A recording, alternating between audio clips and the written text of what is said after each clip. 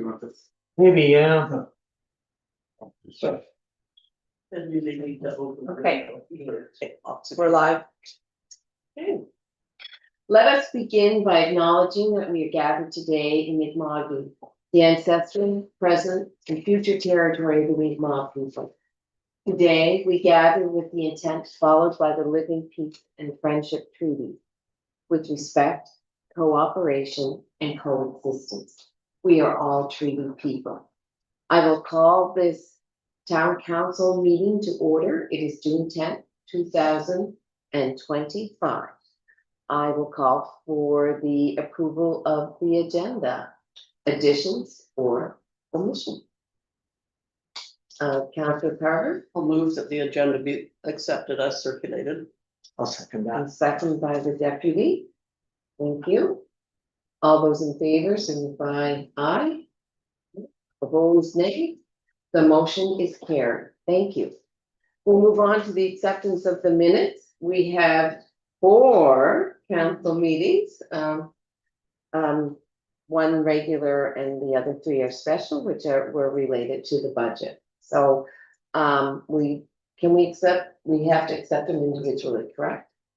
so the minutes now can be accepted if there's no correction, so I think you can ask if there's any corrections to any of the minutes, and then I don't think you need a motion now, you can just say they've been accepted because there were no corrections. Okay. Are there any errors or omissions? Being none, I will accept a motion to accept all 4 council meetings. With a motion. Moved by Councillor Wilson, second by I'll second. the deputy. Thank you. All those in favor signify. Before we do that, could we specify the dates? Oh, of the sure, meetings that get- sure. This- Special council meeting, May 23rd, 2025. The regular council meeting, May 29th, 2025. Special council meeting, May 30th, 2025, and special council meeting, June 3rd, 2025. They'll probably all arrive at the same time for me to sign. Anyway, all those in favor signify with aye. Opposed, nay. The motion is carried. Thank you. Are there any announcements by council members? Oh, I saw Alderman first and then. Okay. I wanted to say what a fabulous weekend it was with the Mahone Bay Home and Garden Tour. It was a fabulous event, so many volunteers, it was organized just to perfection. And the people who hosted their gardens and homes were just wonderfully appreciated. It was a terrific, really, way to present the town and the spirit of the people of the town. I think the people are the town's biggest asset. So that's. And a record breaker. I'll second that. Councillor Pufferman. Following along on that theme, the Mahone Bay Founders Society would like to thank the town for their support for the Mahone Bay Museum Home and Garden Tour. It was as Penny said, suggested a great success. They had 6 property sites, 75 volunteers, 18 community sponsors and supporters, and 305 visitors. Amazing, Yeah. amazing. And record breaking number of visits, I understand. Yes, it's just a bit more than the previous year, Yeah. so it's building. So the rain, the construction did not Nothing, no problem. change anything. We're getting to be bigger and better. So anyway, that's wonderful news. And I noticed there's some ferries popping up, ferry houses along Main Street. So take a look in the anniversary garden at Suttleton Sea Wind. Some people call it the secret garden. It's very interesting. And it's a teaser. And also like the whole Suttles property is getting kind of very US. So anyway, stay tuned for more. And moving along, we will move into our public input session. Do we have any presentations from the public? We have one. Do you want to come up and state your name and civic address? Sure. I'm Nick Pavlinik from 126 Hawthorne Road. Good morning, everyone. Thanks for the opportunity to speak.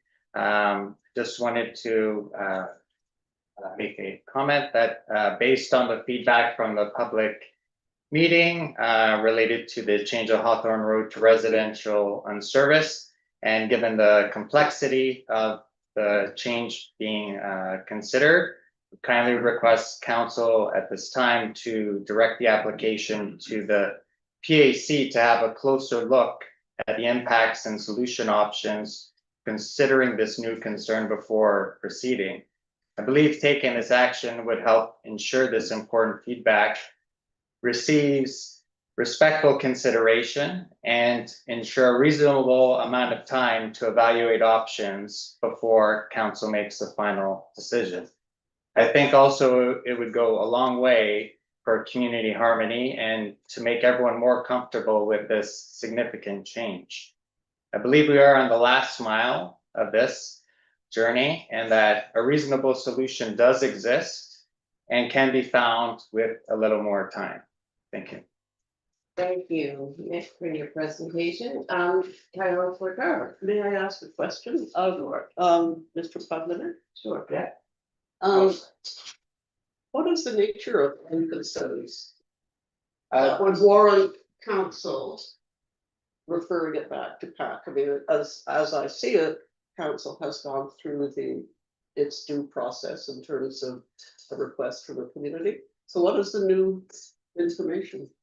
Well, at the public meeting, as I understand, there was a concern specifically related to that in residential and service, the setbacks increase. And because, as I understand, in general, residential and service it was sort of designed mainly for larger lots, where maybe those increased setbacks are not an issue. On Hawthorne Road, there are quite a few smaller size lots that, as I understood from the public input session, could be affected based on the setbacks. And I don't believe this specific impact was brought to light previously in evaluating, residential and service as the right option for the area. So for that reason, I just was kindly suggesting if a little more time could be made towards evaluating this concern so that it could, an informed decision could be made one way or another. Supplementary? Yeah, I have a supplementary.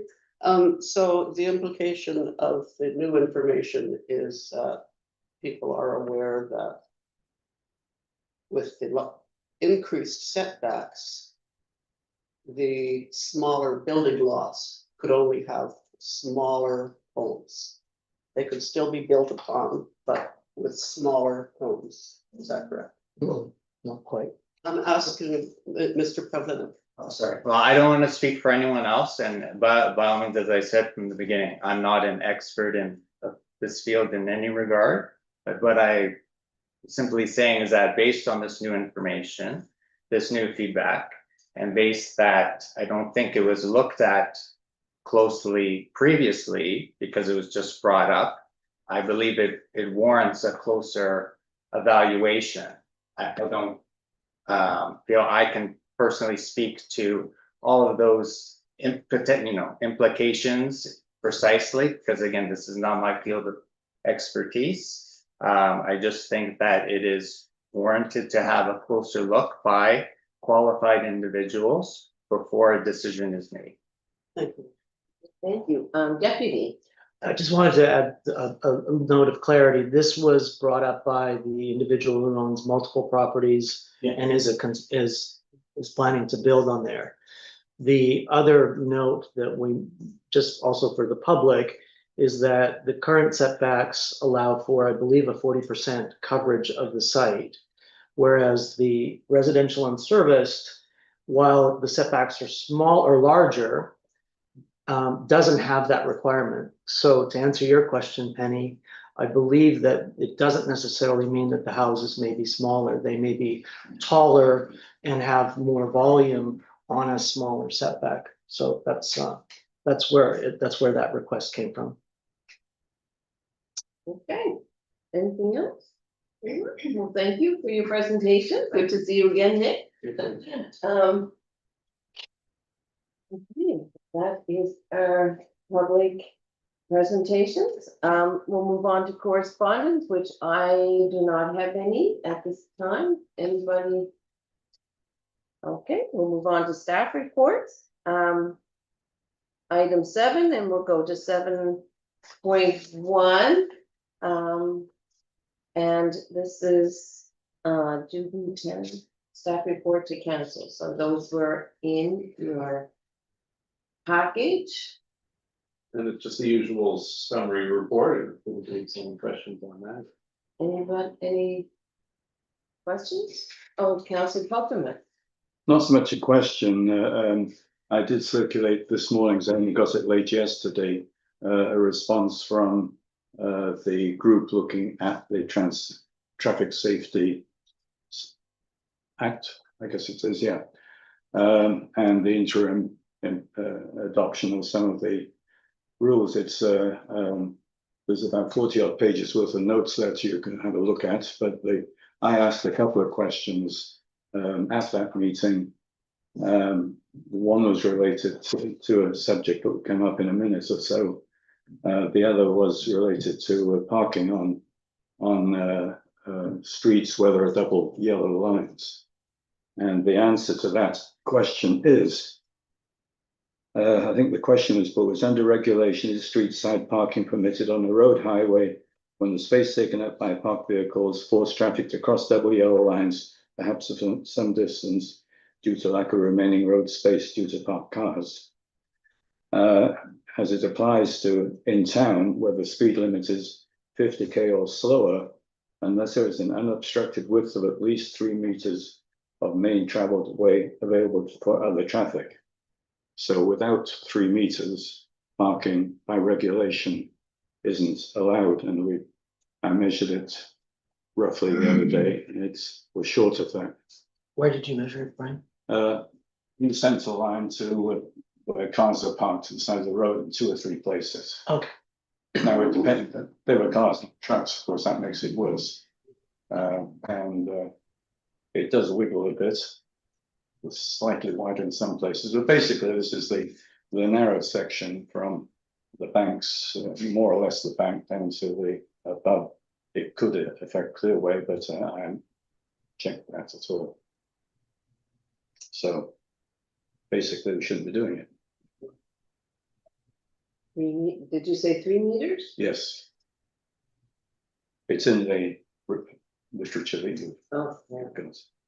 In the regulations? Yeah, well, that's what they say, yeah. And yes, Councillor Swana? I just have a question. If we didn't allow parking along Main Street, I think people would speed more. Well, perhaps, but that's a different issue. Councillor. No, we got nothing. Okay, Very useful. Councillor Carver. I'm just wondering how it is that we're talking about parking. Is it in the staff? It's in report? the, There's radar in the staff report. Yes, but the second one is about introduction of off-time limited parking on Main and Clearway Street. Oh, time limited parking. Okay. So it connects with that. I'll speak to the photo radar when we get to it. For that.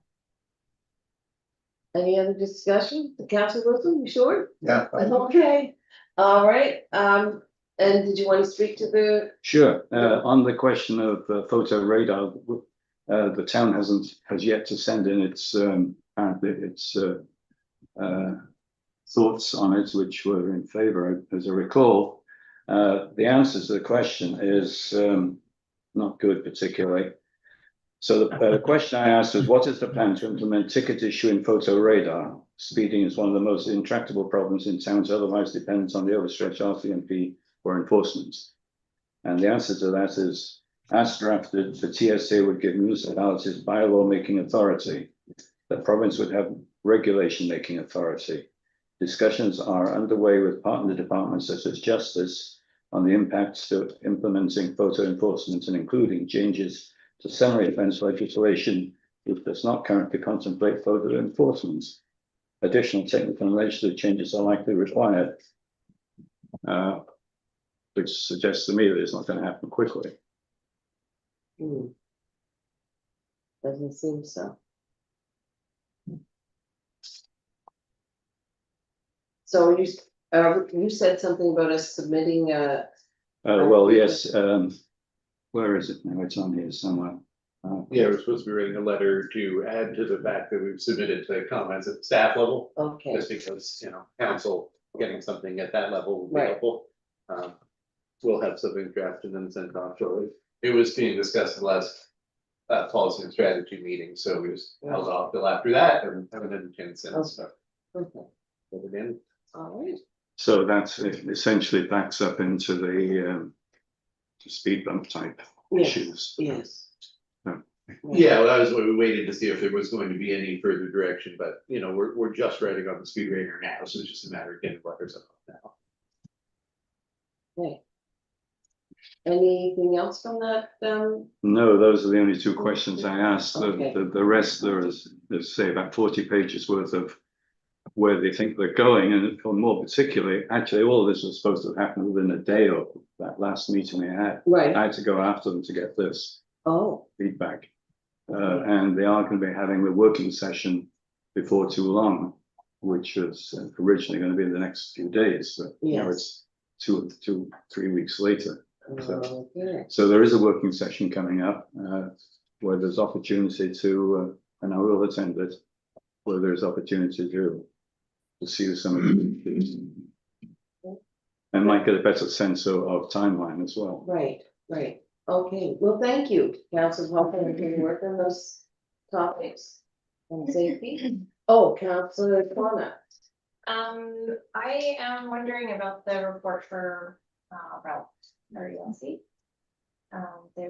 It's a staff Yes. report and it's been 90% done, since, was it April? I'm wondering when we are going to see that and, why the 10% is. I can comment on that. CAO? So, just to say this, I guess, respectfully, council has been provided with some information in closed session. And I've requested now through the various meetings that we've had with the budget to have an opportunity to discuss some of that in closed session before we put the public facing report out, to get some feedback from council on the content of that report as it relates to things that would be normally confidence. So the report would be easily produced once we have dedicated some time in closed session, and we didn't end up doing that through the budget process, so perhaps today we'll have a chance to figure out how we're gonna come at that. But yeah, I think The CAO and I number had, of requests for an opportunity to discuss it Right. in closed session before putting the public report out, so. we're hoping that June 20th, which is a Friday, we always meeting time, that we will have that wholesome discussion then. So are we comfortable approving the budget before we get to see that? And if, like, are we going to be seeing the report? Like it's confidential, but not to us, right? Yeah, I will try to speak, it's difficult to speak to things like this on the record when we haven't had the discussion that I've referenced, but a lot of times that we should have, so. There can be a report produced at any time. Right. It doesn't exist because staff would have to write it, but it's based on a lot of information you guys have received, so through the budget process, you did receive financial information, background information. That information is available to be turned into a public facing report, but in the interest of time. I've requested that we have the opportunity to talk about it, so none of it relates to the budget process. Like, there's nothing in the budget that is dependent on any new or different change or agreement with RELC. The loans are not contained in the budget. There's no change of status. The existing agreements are what's reflected in the budget. So for context, I did think it was important the council had some information during the budget process. But it's nothing that would be impacted by the approval of the budget. And before any decisions are made with respect to anything to change with our ELC, obviously council will have more both closed and open session discussion. Right. And sorry for just having to be a little circumspect, because I would speak to this more off the record or in closed session. So June 20th is when. I mean, I get that has been suggested. We do have a closed session today, so maybe I And if could there's clarify some time today, questions we today. will but- start that conversation today. It would be at the end of our items, because there are a few items, so we Yeah, didn't that- want to commit That that. item is not on any agenda today. Right? It is not on the agenda today, Right. it's just referenced in the tasks assigned to the council or the staff. Fair enough. Okay. Right. Who's here? Oh, that's just looking at that on my screen, sorry. All right, thank you. Thank you for the question, Councilor Cronin. Any other item, discussion on 7.1? Being none, okay. Does someone want to make a motion to file or, okay? I Council move that the Carter? staff report to council for June 10th, 2025 be received and filed, if that's what is required. Seconder? Council Wilson, do you have a question, Council Buckland? I'm always puzzled by the received and filed. It sounds rather like, let's do nothing about it. Yeah, I mean, I think, normally when you receive a report or recommendation or a draft, you're either approving it or you're accepting it. And then receive and file does have a slightly different connotation. I think normally a staff report gets accepted, but being received and filed kind of the same thing. If there's no action being proposed, then you're not being asked to adopt or action it. So, yeah, I think I would consider mostly a semantic difference between received and filed versus accepted, but. Okay, so do we want to go back and we have, the motion maker retract and we'll change the word? So. Some of what I reported on We are going today to take action. requires action. Okay, so we will change the wording if we Okay. would you mind? I'll just withdraw the motion. Withdraw it and- Start over again. And you approve that withdrawal, Council Wilson? Okay, would you like to reword that? No, I'll Okay. let somebody else do it. All right, Uh, Councilor Kaufman, I would make the motion that the staff reports be accepted with the expectation that there would be action taken on 2 items that were referred to. is there a second? Can I get those the actions or the 2 items? Yeah, the actions are parking on Main Street. And the implications of continuing to have speed bumps when the fire department has requested they be removed. We I didn't, know there's no seconder, but I we didn't, don't think this motion is in order on this item, Brian. No. no. Like, there's a report from staff. Neither of those are referenced in the report. I understand you spoke to them and it was in relation to the report. Yeah. But I don't know that it's in order to make an action on those, a motion on those actions that were not in the report now. You spoke to the speed radar, Yes, You don't have a second. so we wanted a I, letter. at the moment, there isn't a seconder, so it doesn't go anywhere. Okay, no second? Seconding, we want to remove the speed bumps. But that's No, not, that's not in there. It's not on the agenda directly, but the speed bump issue came up for delay because of the absence of photo radar.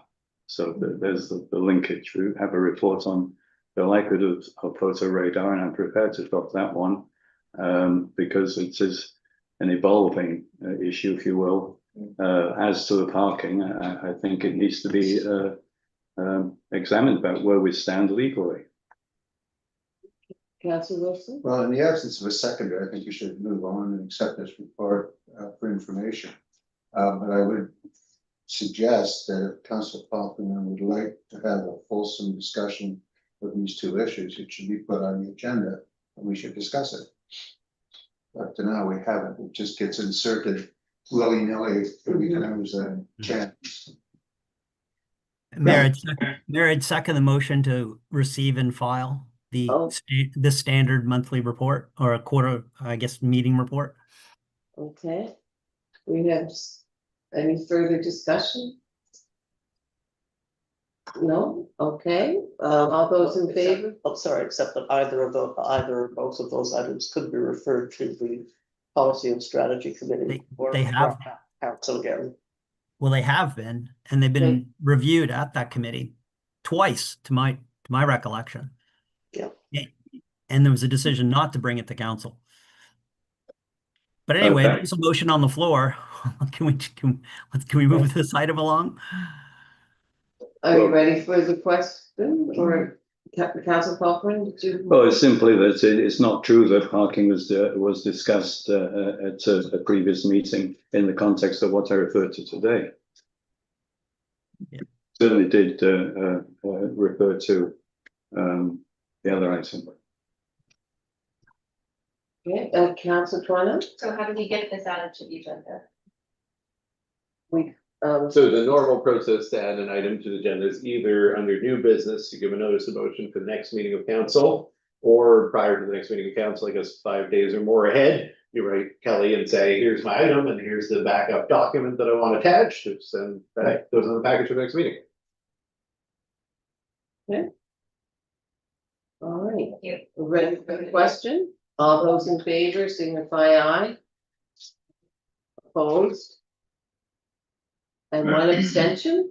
Are you abstaining from this vote, Councillor Yes. Kaufman? I can't understand. Abstention is a no. Is a Okay. Whatever. Okay. All right. Thank you. We will move on to 7.2 municipal joint services, EPR memo to councils, May 30th, 2025. So there is a recommendation there, but we are joined from MJSB today. So if anyone has any questions, you don't have to put them to me. We could get the expert here in the room. Okay. You all read the report in your package. Is there any discussion regarding this report? Did you have anything you wanted to add? No, but I'm happy to answer any questions if anybody has any. It's just kind of following up on the March presentation that I gave to council. Okay, I think Councillor Kingsmill has a question. I just had a question on the financial impacts, Gabe. Be determined when contracts are finalized. Are we gonna have any indication of what that impact might be before you sign contracts or? I can tell you right now that it will cover the entirety of your collection costs for residential bag collection. I don't want to get into the full Details. nitty-gritty in open session right now, but yes. Okay. So, But you feel like this is a positive step forward, right? Based on the last few months of back and forth that were happening. it is, so all the concerns that we got to circular materials regarding indemnity or insurance, that was all addressed and reviewed by legal and by our insurance company, and they were Okay. fine with that. And when it came to the small ICI collection, they've indicated that they've found an administrative way to deal with Okay, that. great. Councillor- Good news. Go ahead. Nope, thank you. Councillor Carver.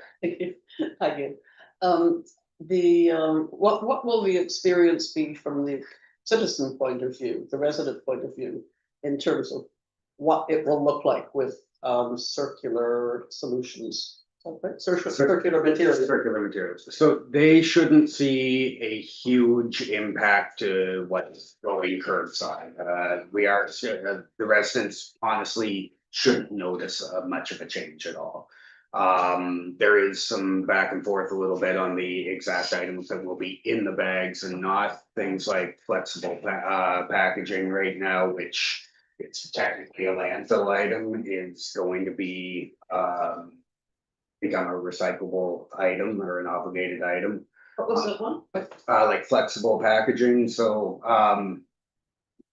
there's a lot of details to get into this, but in your any plastic packaging has little free triangles with number in it. Certain types there are recyclable and certain types aren't.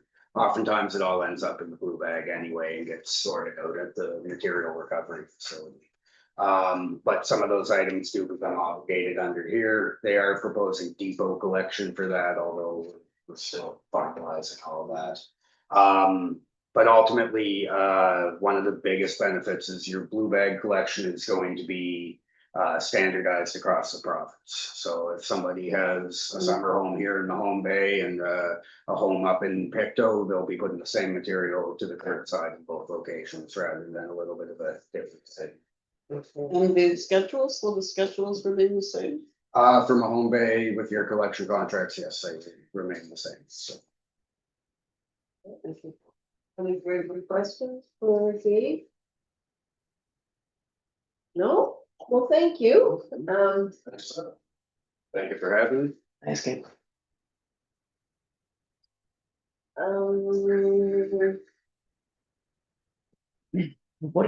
Okay, do we need a motion to accept that, or can we just continue on to our other? Just continue. Okay, There's a motion in the memo. okay, there is a motion. The first thing on NJSB motion or NJSB memos is the motion. Okay. There is a motion, Councillor Carver? I'd be happy to make the motion that the Town of Mahone Bay Council authorize the NJSB staff to finalize agreements with Circular Materials based on the opt-in service model under extended producer responsibility regulations. And further, that the council authorize Town of Mahone Bay Chief Administrative Officer and the NJSB Chief Operating Officer to execute the contract with Circular Materials once finalized. And second by Councillor Wilson. Any discussion? Being none, I'll call for the question. All those in favor signify with aye. Opposed, nay. The motion is carried. Okay. Report of the clerk on our public hearing last week. Councillor? A public hearing was held on June 3rd, 2025 to receive verbal and written submissions regarding amending the town's land use bylaw and municipal planning strategy to rezone all residential properties on Hawthorne Road from residential general to residential unserviced. 10 members of the public were in attendance. 2 members of the public presented comments to the hearing. 1 written submission was received prior to the hearing and 0 written submissions were received at the hearing. The hearing adjourned at 6:46 p.m. Thank you. Do we want to have time to discuss this? Well, Councillor Wilson? yeah, given the presentation or the discussion earlier, I think we have to sort of circle the wagons and talk a little bit about the presentation that was made by, and I don't know his name, but the gentleman that owns, I think you said 15 of the lots out Right. there. And his concerns about setbacks. My only concern is that, yes, the setbacks are greater with the residential unserviced, but as was pointed out by the deputy mayor, there is no longer any provision for a 40% lot coverage maximum. So in effect, the likelihood is that given the smaller lot size, you can probably build a bigger house, bigger residence on those lots than you could have before. So while I understand his concerns, because it might create a problem with a specific design, I don't think it warrants us going back and rethinking the whole exercise. We spent a lot of time on this and we've frankly jumped through a lot of hoops to satisfy a resident committee with a very specific set of concerns and agendas. And I don't think revisiting all of that is in the interest of our sanity or the public good. So I'd rather just proceed past the bylaw amendment and get on with this. Okay, any other, Councilor McCarthy? Thank you. Councillor Jack- Me?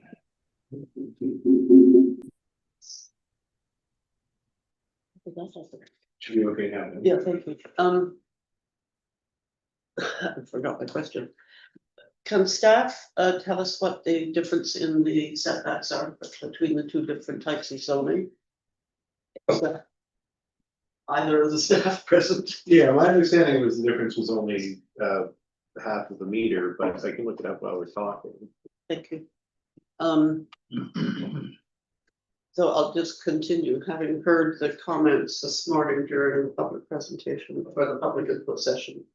It clarified for me that something I hadn't quite absorbed during the public hearing, which was the implications of the not having a 40% coverage of the lot, which seems that it would allow then a home to be built closer to the lot line. So the impact on the neighbors would be possibly significant depending on what the setback is now. With the new zoning, with the unserviced zoning. So that would help, knowing that would help me make a decision about whether to refer it back to planning advisory committee, because like Councillor Wilson, I feel that council has done its due diligence, more than due diligence, in accommodating the concerns of the residents and moving this process along. So I need the difference in the setbacks before I can vote, if that's possible. Councilor Casey? I just have a question about unintended consequences with the 40% no longer being there and the tighter setbacks. Does that mean a developer could build up or sort of up and out? I'm not, from a design perspective, that those individuals typically want to make the highest margin possible on a site.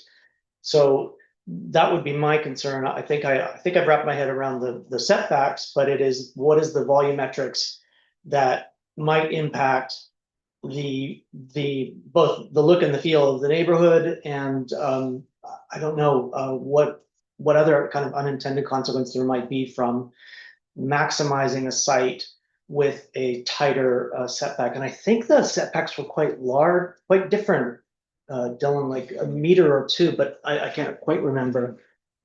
We're dealing with some stormwater issues there with neighbors, with the close Proximity, yeah. Yeah, I'm sort of concerned, like, what does this all mean? Yeah, so even if you built up and higher, what would the roof line, would they be throwing water on the neighbor's property and things like that? So I think it's worth maybe deferring to get more information, or. So I can speak to the setback difference now, not to say we shouldn't defer if that's council as well, but just to the question.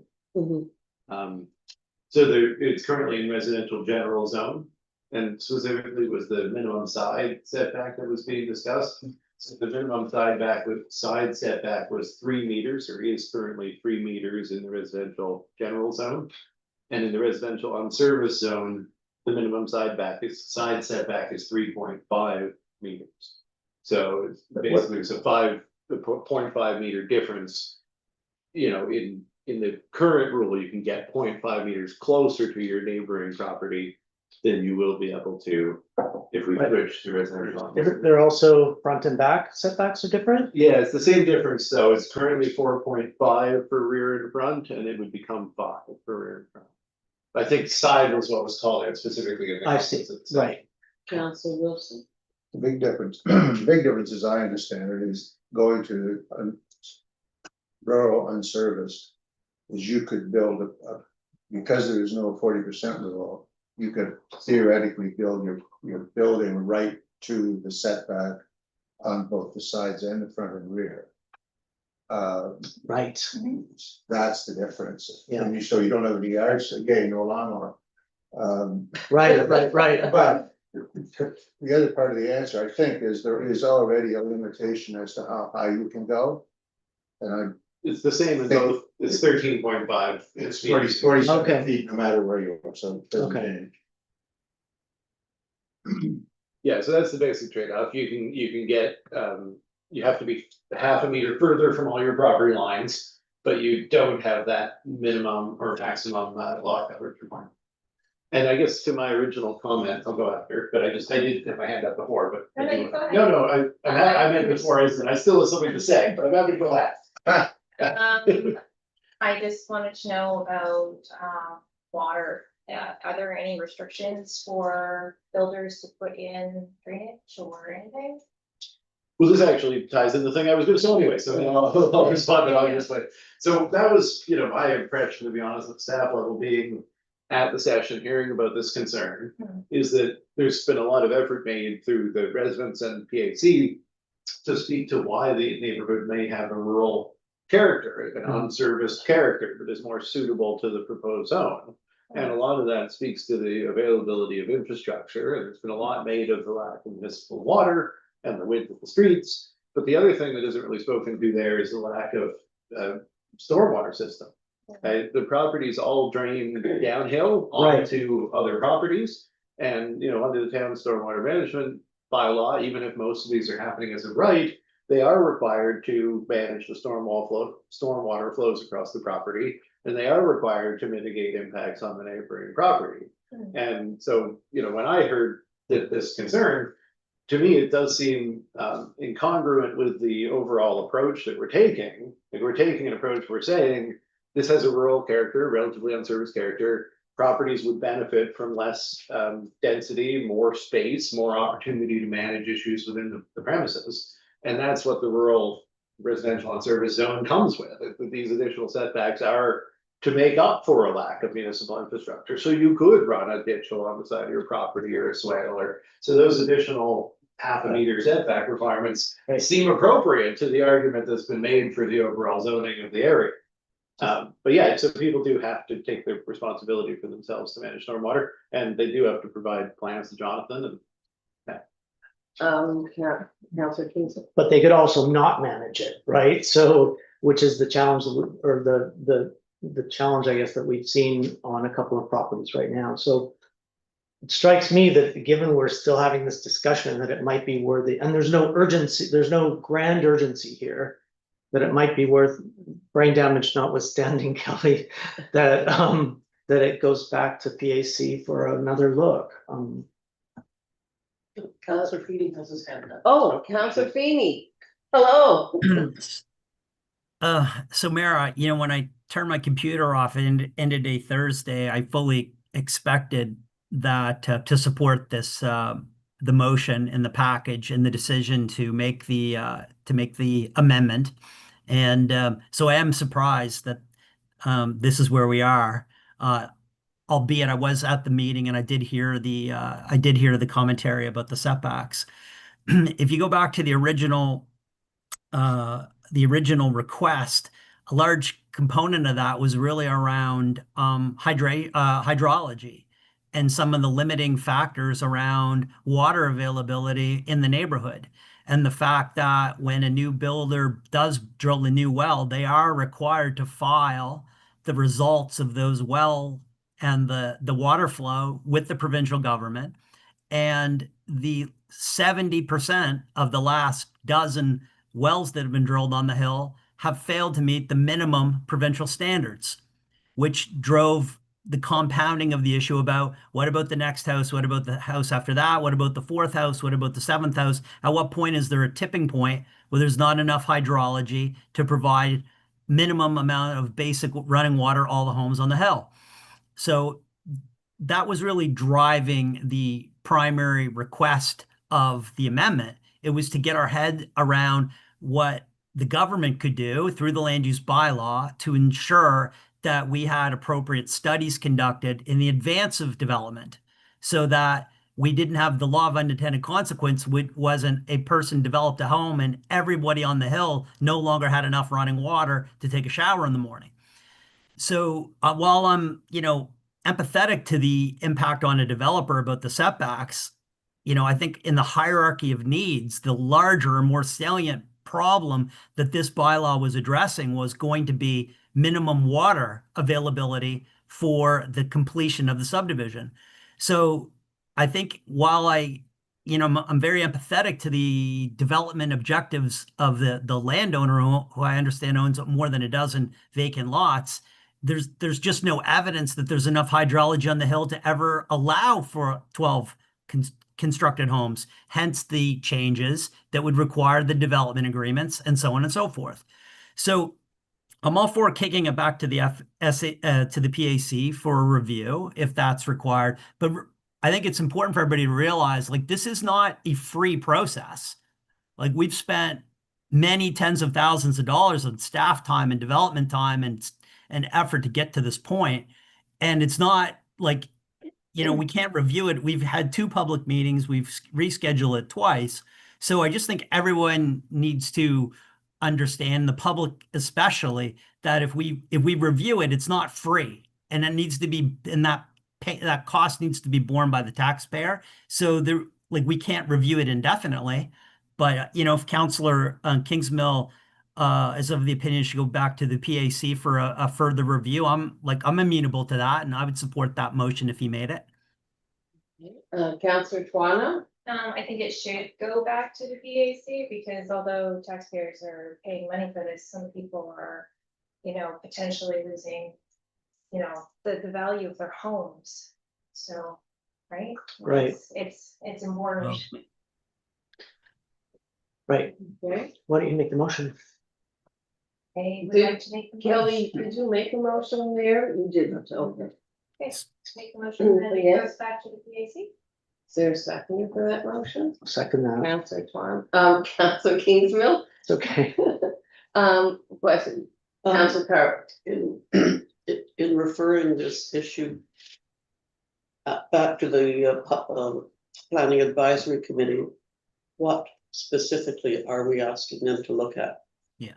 The potential modification of the setbacks to be similar to those of the previous.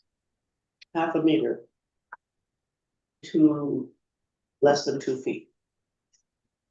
And I think the 40% coverage is also a question. So you could have a building covering that whole lot, right? And I think the hydrology thing is something to look at too, because we do have people up there that have built and are having issues with their properties Okay, around Councillor water and Wilson, stormwater. then Paul Foley, and then CAO.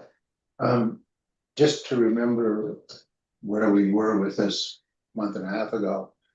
The request was to change the zoning from the existing zoning to something entirely new. Hmm. And that, I'm not a planner, so I'm not exactly sure, I'm not Sure. speaking of with knowledge, but I got the impression that that's an extremely complicated, complex, difficult task, and Nick and his group came back, I think, to us with the idea that switch it to rural and service, which is an easy fix.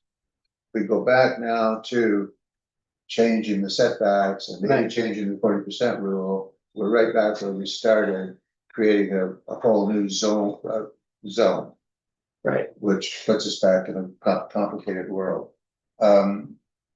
I think it's also worth pointing out, if it hasn't been already, that 3 years ago now, the developer basically went up to Hawthorne Hill and resurveyed the whole place and doubled the number of lots.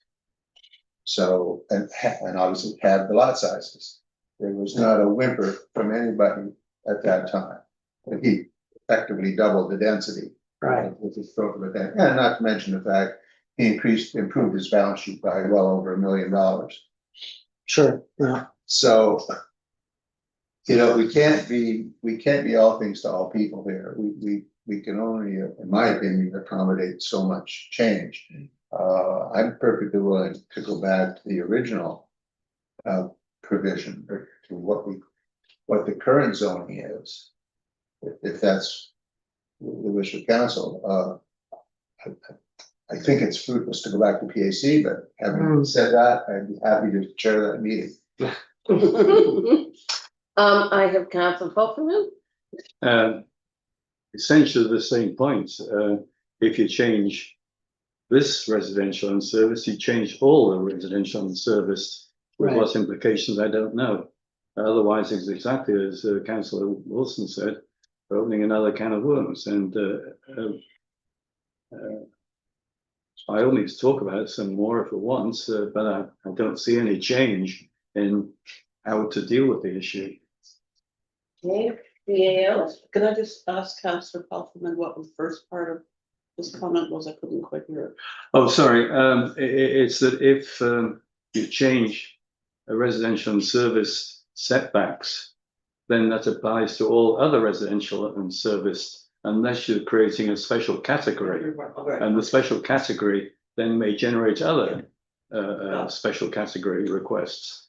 So what we were trying to do is keep it relatively simple and sane by adopting at the recommendation of Chester Planning that the area become residential and service, period. CAO and then Council Connor. I guess it's gonna comment, and it's particularly relevant to Councillor Wilson's point that sending this back to PAC means the current zone does prevail. And it may be that PAC would come forward with the recommendation to do what you were already considering or something else. But it's also in order to just not make any further changes. And therefore, you know, the current zone residential general prevails in the meantime. I just wanted to clarify that. Council Toronto and then Councillor Wilson. So I know that we can't be everything to everybody, but we are a small town and these are people's homes, so. And I'm not an expert on what the options are, but are we stuck to two options and we can't come up? And also I'm against, you know, lumping everything into a box because not everything will fit into the same box. So we could, you know, think outside the box and come up with something that might work. And Councillor Wilson. Just have a question for the CAO, may be able to answer this, and that is, the question is, what would have, or would it be difficult to change the setbacks for rural unserviced to the setbacks that are currently existing up on Hawthorne Hills? In other words, take away that 20 inches of space and put back 40% coverage rural for residential unserviced, because I can't imagine anybody in residential and service that would be anywhere close to a 40% lot coverage now or in the future, because mostly it's pretty big properties.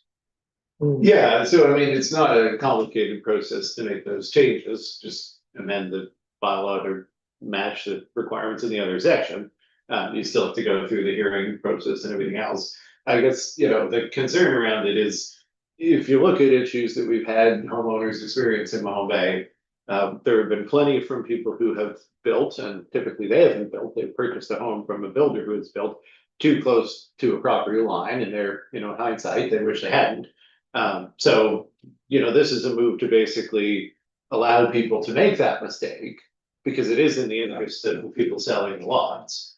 But ultimately, I'm not sure that it reflects generally any of what we've seen and experienced in the community in terms of development.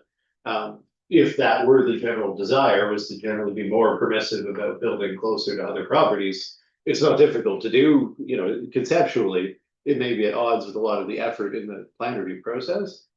And if was my next on this thing, or anyways, but just to Councillor Connor's point, and I don't want to seem preachy about this, so sorry, but I just want to emphasize that the nature of planning is that you do have rules that are not one side, not are customized to each property, right? Because what you're trying to do is you're trying to create standards by which everyone in the community says, these are fair, these are reasonable, people who don't have a home could build one to those standards, people who do have one could sell one, and somebody buying it would know what they could do with the land.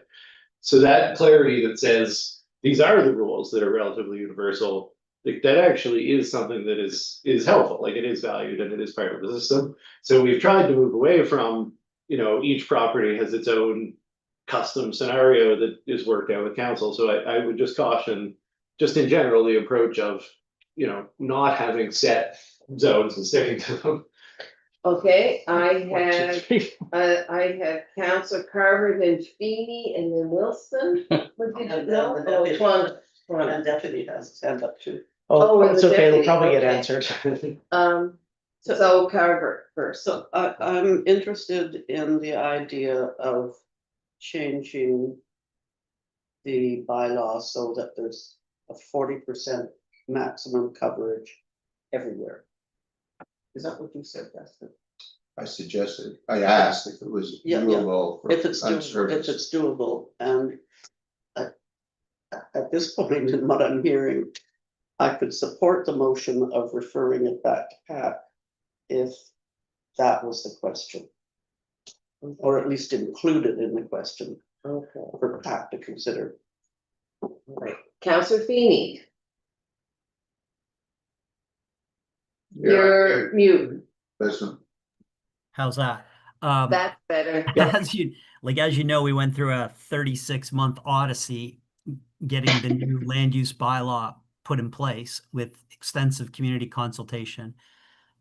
When we did review this request for the MPS amendment, you know, I think there was plain spoken commentary that, hey, listen, like, it's not a perfect process. Mistakes are going to occur. You know, no one's fault, but the status quo is not an optimum solution for the neighborhood. And I think we all took that to heart and we proceeded along. So to find out now, like, here we are, you know, a year, 13, 14 months later, and we're saying, oh, sorry, you know, last minute, we want to reverse that and we're happy with the status quo. Like, it's not crystal clear to me that if we're happy with the status, if we're either happy with the status quo, we're not happy with the status quo, we want to make an amendment, but it needs to be driven by process. So to Councillor Carver's point, like, we can't just have an open-ended kick the can over to PAC with no firm direction. If we're going to send it back to PAC, we have to explicitly ask them to look at one particular element and then refer that back to the planners for adjudication and their report and their subject matter expertise brought to bear. But I think we either take the amendment as proposed and pass it, or don't pass it, or let it die on the order paper, or just not deal with it if we're even legally able, if we're able procedurally allowed to do that. Or if we do send it back to PAC, don't we have to give a very specific direction on exactly what we want them to do? Because I think what we don't want them to do is create another version of residential and service, to Councillor Paulferman's point. Well, Councillor Carver did speak to that, like, what specifically are we asking? And we do have a motion that it has been seconded to send it back to PAC that we are discussing right now. So from the start, Councillor Carver did ask, what are we asking PAC to do? And I don't think that has come out clearly in the numerous discussions we've had. Do you want to continue, Councillor Feeney? Are you done? Oh, okay. We have Councillor Kingsmill and then Councillor Twana. I just think, given we've spent half an hour on this topic, and it's, you know, raising questions and not questions, and things that we don't know about fully, or some people do and some people don't. I think if we sent it back to planning advisor to say, can you look at these three things? Give us your analysis based on the feedback that came from the hearing. And maybe they come back with all the rationale to keep it exactly the way it is with residential and service, and we can sit around this table and go, we all understand. But if they're an advisory role and Kelly wants to chair it, it's worth, I think, an analysis or an advisory back to us to go, okay, we've closed the issue. I'm not saying we have to send stuff back to Chester and all of that, but let them So, have a meeting with the topic so that they can just discuss it more in detail over their 3 hours as opposed to over our 3 hours. Okay. That's all I'm saying. My fear. Your 3 hours, sorry. okay, we'll let Councilor Toronto talk now, and then we'll make this list of items. Is that what we want? And then vote on the motion? Right, so I was just gonna start a list. Okay, so that was what your Yeah. hand was up for, so if we are sending this, the motion is to send this back to the PAC. Let us do that list of what we were asking about, what the setbacks was one, The percentage of the building size per lot. percentage of the Coverage. Coverage, yeah. right, Impact on and- stormwater. Yeah, so the elevations, because it's a hill, right, so. there already are elevation for everything on that, isn't there? 13, didn't you say 13 meters? I think it's a different point. That was the building elevation, but you're just talking about the ground. Yes, for Wow. water drainage, I would say that it's a little bit different for each elevation of building. As far as stormwater goes. Okay, so stormwater issues, so we have setbacks, the 40% Coverage. and we have stormwater. And Councillor Russell, This gets a little confusing because stormwater bylaw is a totally separate bylaw. And they have to comply with that under a whole different set of procedures. right, And I don't think that that's something that the PAC would want to dabble in. So there was a Dale, ton of discussion, obviously, during the Plan Mahone Bay process around how to manage stormwater through the land use bylaw. And the feeling was that in as of right developments, it would not be effective to attempt to manage the stormwater through the bylaw. It would be more effective to have a land use separate standalone stormwater management bylaw that would have a more inclusive approach. Because generally, and this is what we found with the tree regulations and land use bylaw, they only kick in at the moment of applying for a permit. And so, typically people would do grading alteration first and then apply for a permit. And grading alteration wouldn't require a land use permit, but now with the stormwater management bylaw, the grading alterations do require a stormwater permit. The kicker here, I guess, it's been referenced is, compared to some other subdivisions, there's no requirement in the Hawthorne subdivision to build at road grade or not to build at road grade. And so you have competing development, methodologies here where some people are seeking to build the properties up to road grade and other people are embracing the natural elevation. Both are considered acceptable as long as they can manage the stormwater flows pre and post and within the property. At the end of the day, one of the ways that other planning advisory groups have come down on this is to say, you gotta do one or the other. You're either building at road grade, you have to build all the properties up to road grade, or you're not doing that. That's not something we've required in Mahone Bay. It's not something that's gonna apply in much of the community, but there has been some question. So I guess just to, we've had a lengthy discussion already. If PAC were asked to review, what they might be asked to consider in terms of stormwater is whether there should be any road grade relative to road grade building requirements. Right. Which, we haven't decided to impose, and I'm not saying we haven't discussed, but maybe that is, because that would typically be approached to the land use process. You would say you have to build at road grade, or you don't. I think it's rare to say you have to not build at road grade, but you might say you have to build at road grade. And I'm not sure how desirable it is. Obviously, about half the properties up there have taken the opposite approach and embraced the natural elevation. So if you want that to be considered by PAC. Councillor Carver and then Twana. I'm so fascinated by the road grade ideas, so I wouldn't mind having that in also for PAC to consider, but my question was really about hydraulics, hydrology. And does the a land use bylaw address any basic requirement for standards before a building permit can be issued. And is that something that the planning advisory committee could consider? Okay, do you want that added to? I can answer Uh-oh. the question. Oh, So the land use bylaw doesn't and couldn't, but the building code does. So, you know, you do have to have a potable water source, either municipal water or a well that actually works and has been proven to work in order for someone to get occupancy to move into a building. So that's a requirement, you So know, how- anywhere in the province, you can't just have occupancy without drinking.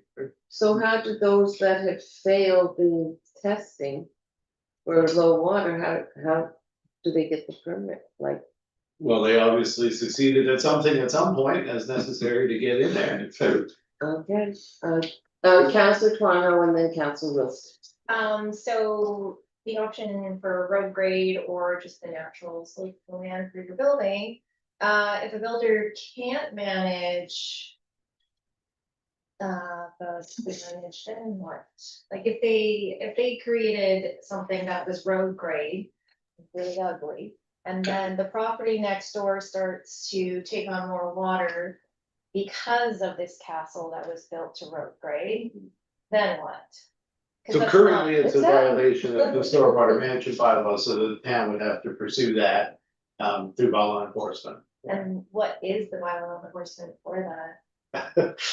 Well, I mean, it's a series of steps, like typically so the bylaw requires the people to provide a plan. Yeah. And then if the plan hasn't been successful, you know, that has to be evaluated. So basically, if we get a complaint from someone saying another property is not doing good enough job with their stormwater, Right. we would have to do an investigation. The investigation would have to, you know, then result in a, yes, this property is not doing a good enough job. And then we would have to order them to come up with a new plan and then implement that new plan. And if they failed to do that or disregarded it, that's when you get into the idea of, you know, fines or potential legal action. So do you want to say the building was not finished, or we able to put a stop building order on that, or like until they rectify?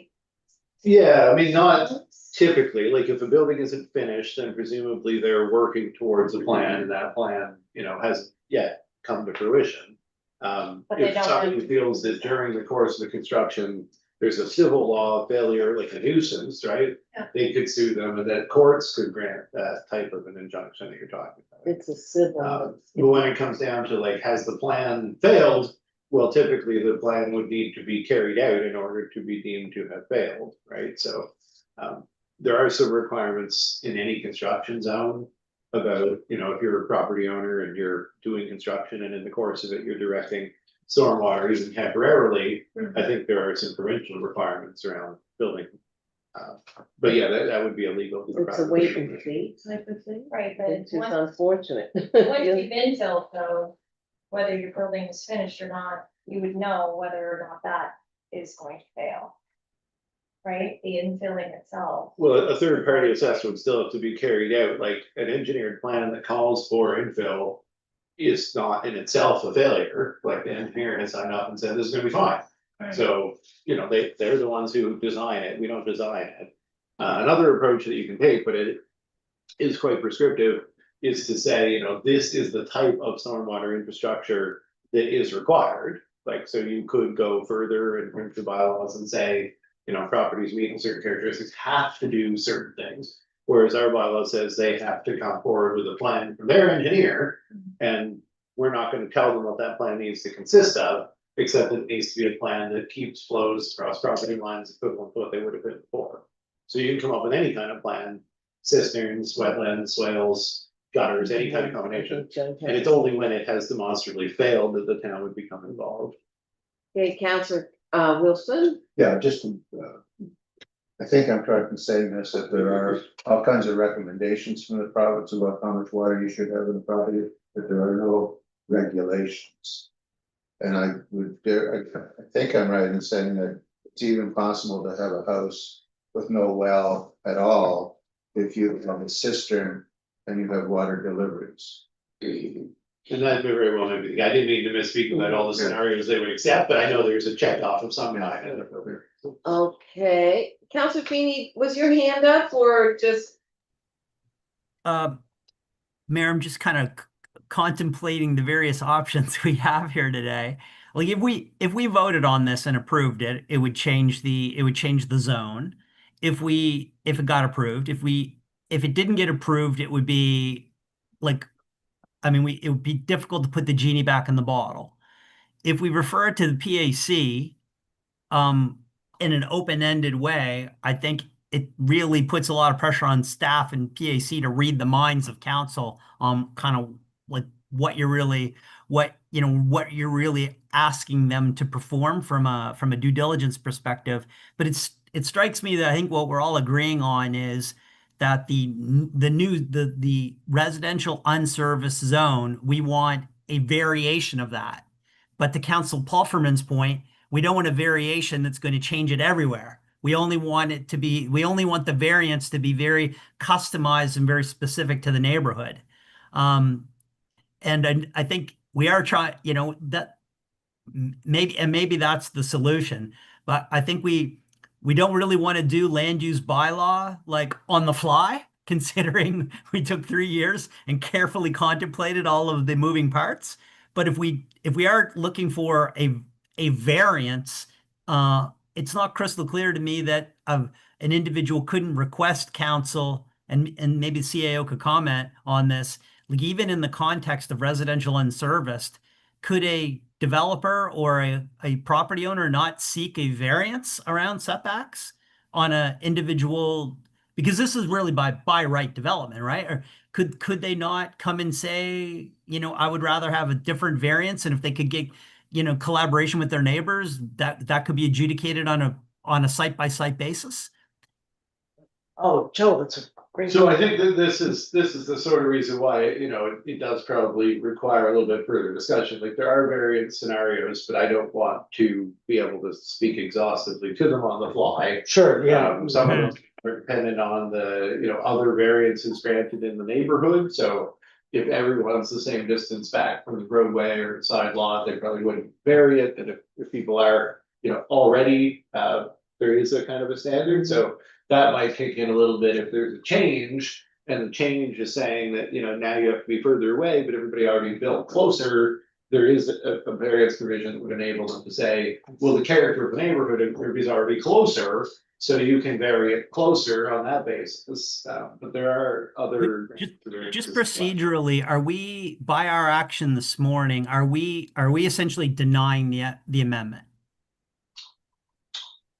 Referring the matter back to PAC, which is what's on the floor now, yes, would remove the current process back to zero. So if there were to be a recommendation from the PAC to give first reading to another type of change, you'd be starting from that point. just, Mm-hmm. maybe, Counselor Carver, did you have a question? Yes, I do, but I'm just absorbing the idea that if we refer it back to PIC, then we're turning the clock back to zero. It starts all over again. Yes. It starts all over again. And I just want to say for people who are watching, as Councillor Feeney said earlier, as of after the public hearing, I think most of us went home thinking, well, that's fairly straightforward, although there were some interesting questions. And it wasn't until yesterday, late in the day, that members of council received information that concerns had been raised by residents of Hawthorne Hill. So this whole conversation is predicated on information or a concern that we heard about late yesterday and only heard the details of at the very beginning of this meeting in the public input session. So we're grappling with a real situation with information that came at the last minute, and we're using up a lot of time. I'm not saying that to dismiss the importance of the issue, but it's the complexity of the issue, and so processing the idea that if we refer it back to PAC, which I'm tempted to support, it takes the process back to zero, and then how does that address all the concerns that Rafini enumerated earlier? That's all I think that's what I have to say. Although I do think that the 40% coverage idea, I'd like to see that considered in terms of all the unserviced zoning. At least it would be standard across the whole town. And it's a maximum, not a minimum. So at any rate, that's all I have to say.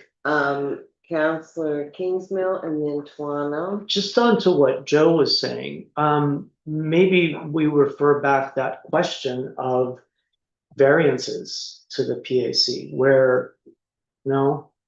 And I did get to look at it a little bit, so I mean, it is pretty broad, the authority to grant variances to side and front yard setbacks, and basically those can be granted with the permission of neighboring residences within 30 meters, so. You know, you can come and say, we'd like to build that half a meter closer, is that okay with the neighbor? And if it is, then it would be acceptable. So that is something that can currently be permitted, and I guess to the case by case nature of the process, you know, it's up to the neighbors to make it case by case rather than, you know, up to the town and try to imagine all the cases. Just so that- Counselor sorry. Tuano and then Copeland. Is it possible to just defer the vote? Yeah, that's another option. Yeah, you could Good just idea. defer let's this do that. hearing vote till Good the next hearing. idea. Yeah, based on also what Penny said, she's right. Sorry, I interrupted. Well, I didn't hear. Defer the vote. Question. Defer the vote. Yes, And please, what will let's do happen in the that. meantime? So we can adjourn the discussion on this topic and revisit it And get informed. and get some more information. I'm happy to withdraw the Okay. second. Well, no, you can keep it Oh, going. We're just adjourning discussion. oh, sorry. Yeah, so we will table this for another meeting. Yeah, the only thing with tabling the motion would be that Kelly would need to be sure we have a motion to include in the next package as the table motion to make sure we are. Well, and then are the details what you would want in a table motion, if you Yeah, don't have yeah. the facts. I think you could just defer the motion, withdraw the original motion. Well, you could withdraw this motion to refer to PAC and you could defer the entire agenda item to the next meeting. Or you could table the motion on the floor till the next meeting. So it's really just a question of whether the motion goes along or you just start over without a motion on I'll it. just withdraw. And you second the withdrawal? Okay, so discussion is, I just have one question. You said that variations can be approved by the neighbours within 30 meters, et cetera, et cetera. If the builder has 5 vacant lots and is he the one who approves, even though he's got nothing on the lot next door? Yeah, absolutely is. Yeah. That's what's happened in the past. Oh, we don't have a chair. Oh, I'm the chair now. Go ahead. Penny. This is so complicated. One is I have serious reservations about variances because, I've had a couple of experiences with variances while I've been on council. Mhm. And the development officer, correct me if I'm wrong, Mr. CAO, has the authority to approve variances without coming to council. If it meets very specific conditions, and I've had to just accept some decisions that I didn't agree with at Mm. all. Yeah. So, yeah, so just, that was an aside. Now I've forgotten my main question. We can come back to you. Oh, yes, if we defer the whole discussion, are we deferring the motion to refer to PAC? That motion's been withdrawn. That's been withdrawn. Yes, and So we're deferring the question on the agenda, which is just public hearing decision. Yeah, the idea is that, And will we require any more information from staff before we have that discussion? That's my question. yes, I believe so, based on what you were saying earlier, how information arrived last night, and then we had the presentation just now. And given we've spent an hour on this discussing it, I think we probably need to have a huddle on, you know, what other information do we need when we bring it back to the table next at the next meeting, right, Kelly? Does that make sense? I think you have to request something in the motion, though. Yeah, I think you'd have to request something in the motion, although it may just be a matter of reviewing the bylaws and stuff, which, you know, questions can come by email, say, hey, I was reviewing this, is this how this actually works? Like, that sort of stuff obviously is fine by email. So we've deferred it. And do we need a motion now? We haven't then? actually. I need a motion to defer it, if that's what we're gonna do. Okay, Well, you want me to ask Penny's question about variance? yes, why not? So just to your question, so the variances that require the neighbors to sign off, those are appealable to council. So those ones they don't come to council if nobody's appealing it, but if somebody's appealing it, it comes to council. And then my point earlier about there being some scenarios for other variants, that's where the term variance probably isn't appropriate. To things like the point I made about the distance from neighboring properties to the road can influence what you're allowed to do. And that one doesn't have an appeal provision. So that is combination of those things. And what Councillor Paul Freeman mentioned, which is if one property owner owns numerous properties, they're within 30 meters, and they decline to appeal, then, you know, they've permitted their own variance and nobody else will be the wiser, right? So that scenario does also happen. Okay, So where are we now? So- Somebody should make a motion to defer if you want to defer this item to the next meeting. Council Toronto, second. Seconder, Penny? Well, I would second it, but I want to put in a proviso that We we do it first and we then. receive. okay, you make a motion. Okay, I move to defer the discussion of the public hearing for the, or of the land use and municipal planning strategy amendment. Until we have more information from planning staff. Is that workable? Based on On the questions of 40% coverage, setbacks, and what's the other one, the road level and hydrology. Is that too much? Yeah, it's really difficult. I mean, you can defer it or you could defer it, and I suppose you could say. To allow for time to request that staff provide the language that would be required to amend the setback provisions in the residential service to match those in the residential general zone. It's literally a copy and paste to what's in the land use bylaw, so like that's easy enough to do. I'm not sure if it's necessary to include in the motion. But to start including things like hydrology and storm, there's not a clear direction. for Or staff. watch the YouTube and see what the 50-minute discussion has included. I like what you said in terms of emotion. We're talking about a completely different type of amendment, right? Yeah, So we're restarting. well, we would be to action that, but to Yeah. get that information and then still decide on this original question wouldn't change anything. Like, I mean, if there was a desire to actually make that change, we'd have to start with. So the general principle is to defer it pending more information from staff.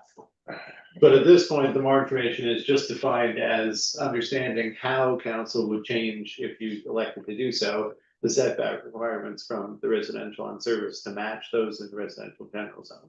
Like, that's a simple thing to do, to provide that for context, that's easy to do.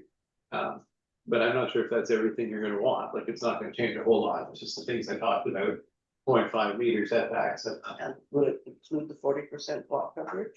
Yeah, but again, it's just that, like, I have in front of me the two tables, it's just a copy and paste, it will make this table the same as that table. What it will require is a public information meeting, and you would have another hearing, you go through the first and second reading process. All of that is independent, as Kelly mentioned, from the recommendation here. So you can rezone, the zone changes, right? So all residential and service zones would change to have those new setback requirements. There's lots of hands up, we're going through this. If you give a short agenda, we find a way to go there. Oh, yes, okay. Kath, but there's someone made a motion, we need a seconder. Well, I'm not even sure. what the Oh, motion is okay, so with, on. all right, so I'm- Councillor Toronto, and then Kingsmill, Feeny, your hand is up? It's okay, let Joe go first. Okay. I think I'm good. Yeah. Mayor, Yeah, My only recommendation is to keep the motion very simple. Let's just defer the item for another 2 weeks, period. Okay. All right, I'll is second that your motion? If Councilor Carver will say, if she would, if, I believe Councilor Carver's motion's on the floor, isn't it? I'm just, No, she never completed it. okay, well, fair enough. I think we should just, I move that item 7.3 be deferred until the second council meeting in June. I'll second that. Second, okay, by Counselor Kingsmill, discussion, As discussion. So the virtue of doing that, the virtue of deferring it is It's no so more- we can find out if we simply refer this back to PAC. I believe that effectively denies the application. I Yes. believe effectively that denies it and means that this may come up again 18 months from now. So before we trigger that, go back to go and collect your $200. Before we do that, let's just like take a breather, and I believe we either accept the amendment or we deny the amendment. And then if the team wants to take whatever that the council decision is and go back to the PAC with a change of course, fair enough. But we can talk about that over the next 2 weeks. okay. I was nice, I do Yes, believe, yes. Sorry. The problem with the motion that Councillor Feeny is proposing is that we have 2 weeks and we do not have any official formal method to discuss it. So we'll have to revert to informal conversations, which I don't think is the best way to do it. I think that if we're going to defer it, for what? What's going to help us make a decision in 2 weeks that we don't already know now? More time to think about it individually. Well, we could, More I mean, information than I have. the alternative to deferring it is to let's vote on 7.3 and let the chips fall where they may. Well, What do you all think on just voting on the motion, accepting it or denying it? Like what's the, I'm not in the room to read the tea leaves here, but like my sense of things is nobody wants to do that today, do they? Wouldn't they feel better to do that 2 weeks from now than today? Okay.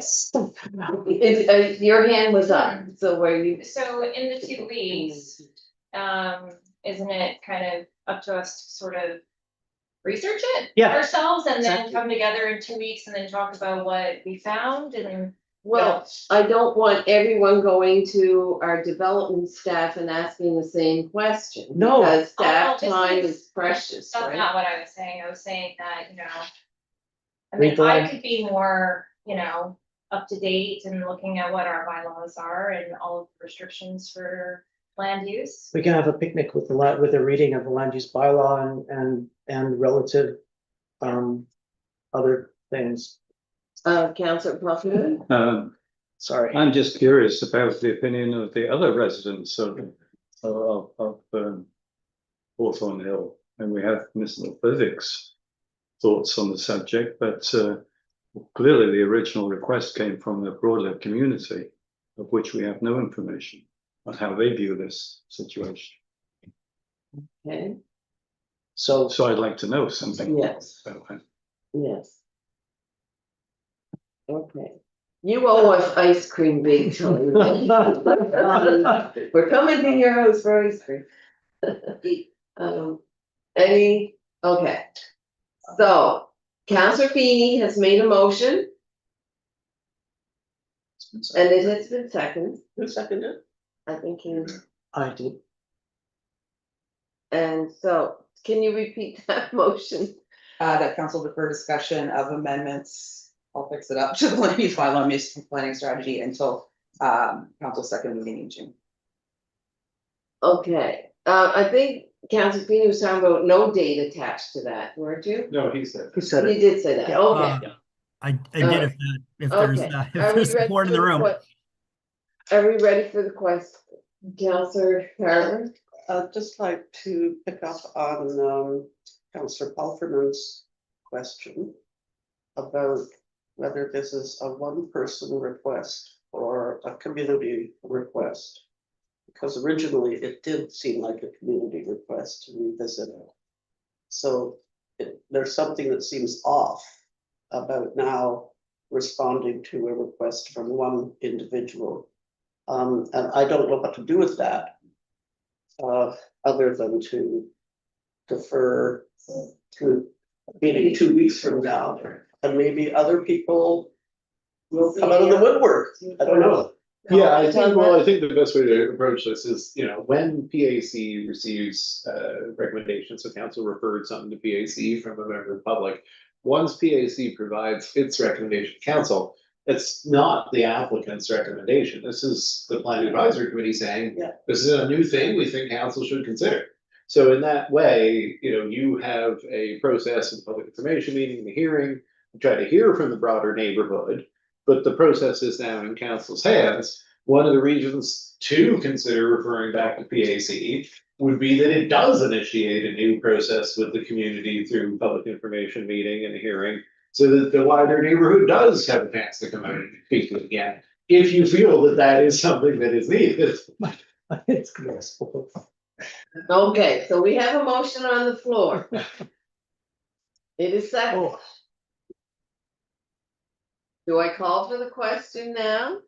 That we defer this discussion to the next council meeting? All those in favor signify aye. Opposed? Okay, Beanie, what was your vote? I think, was it opposed or for?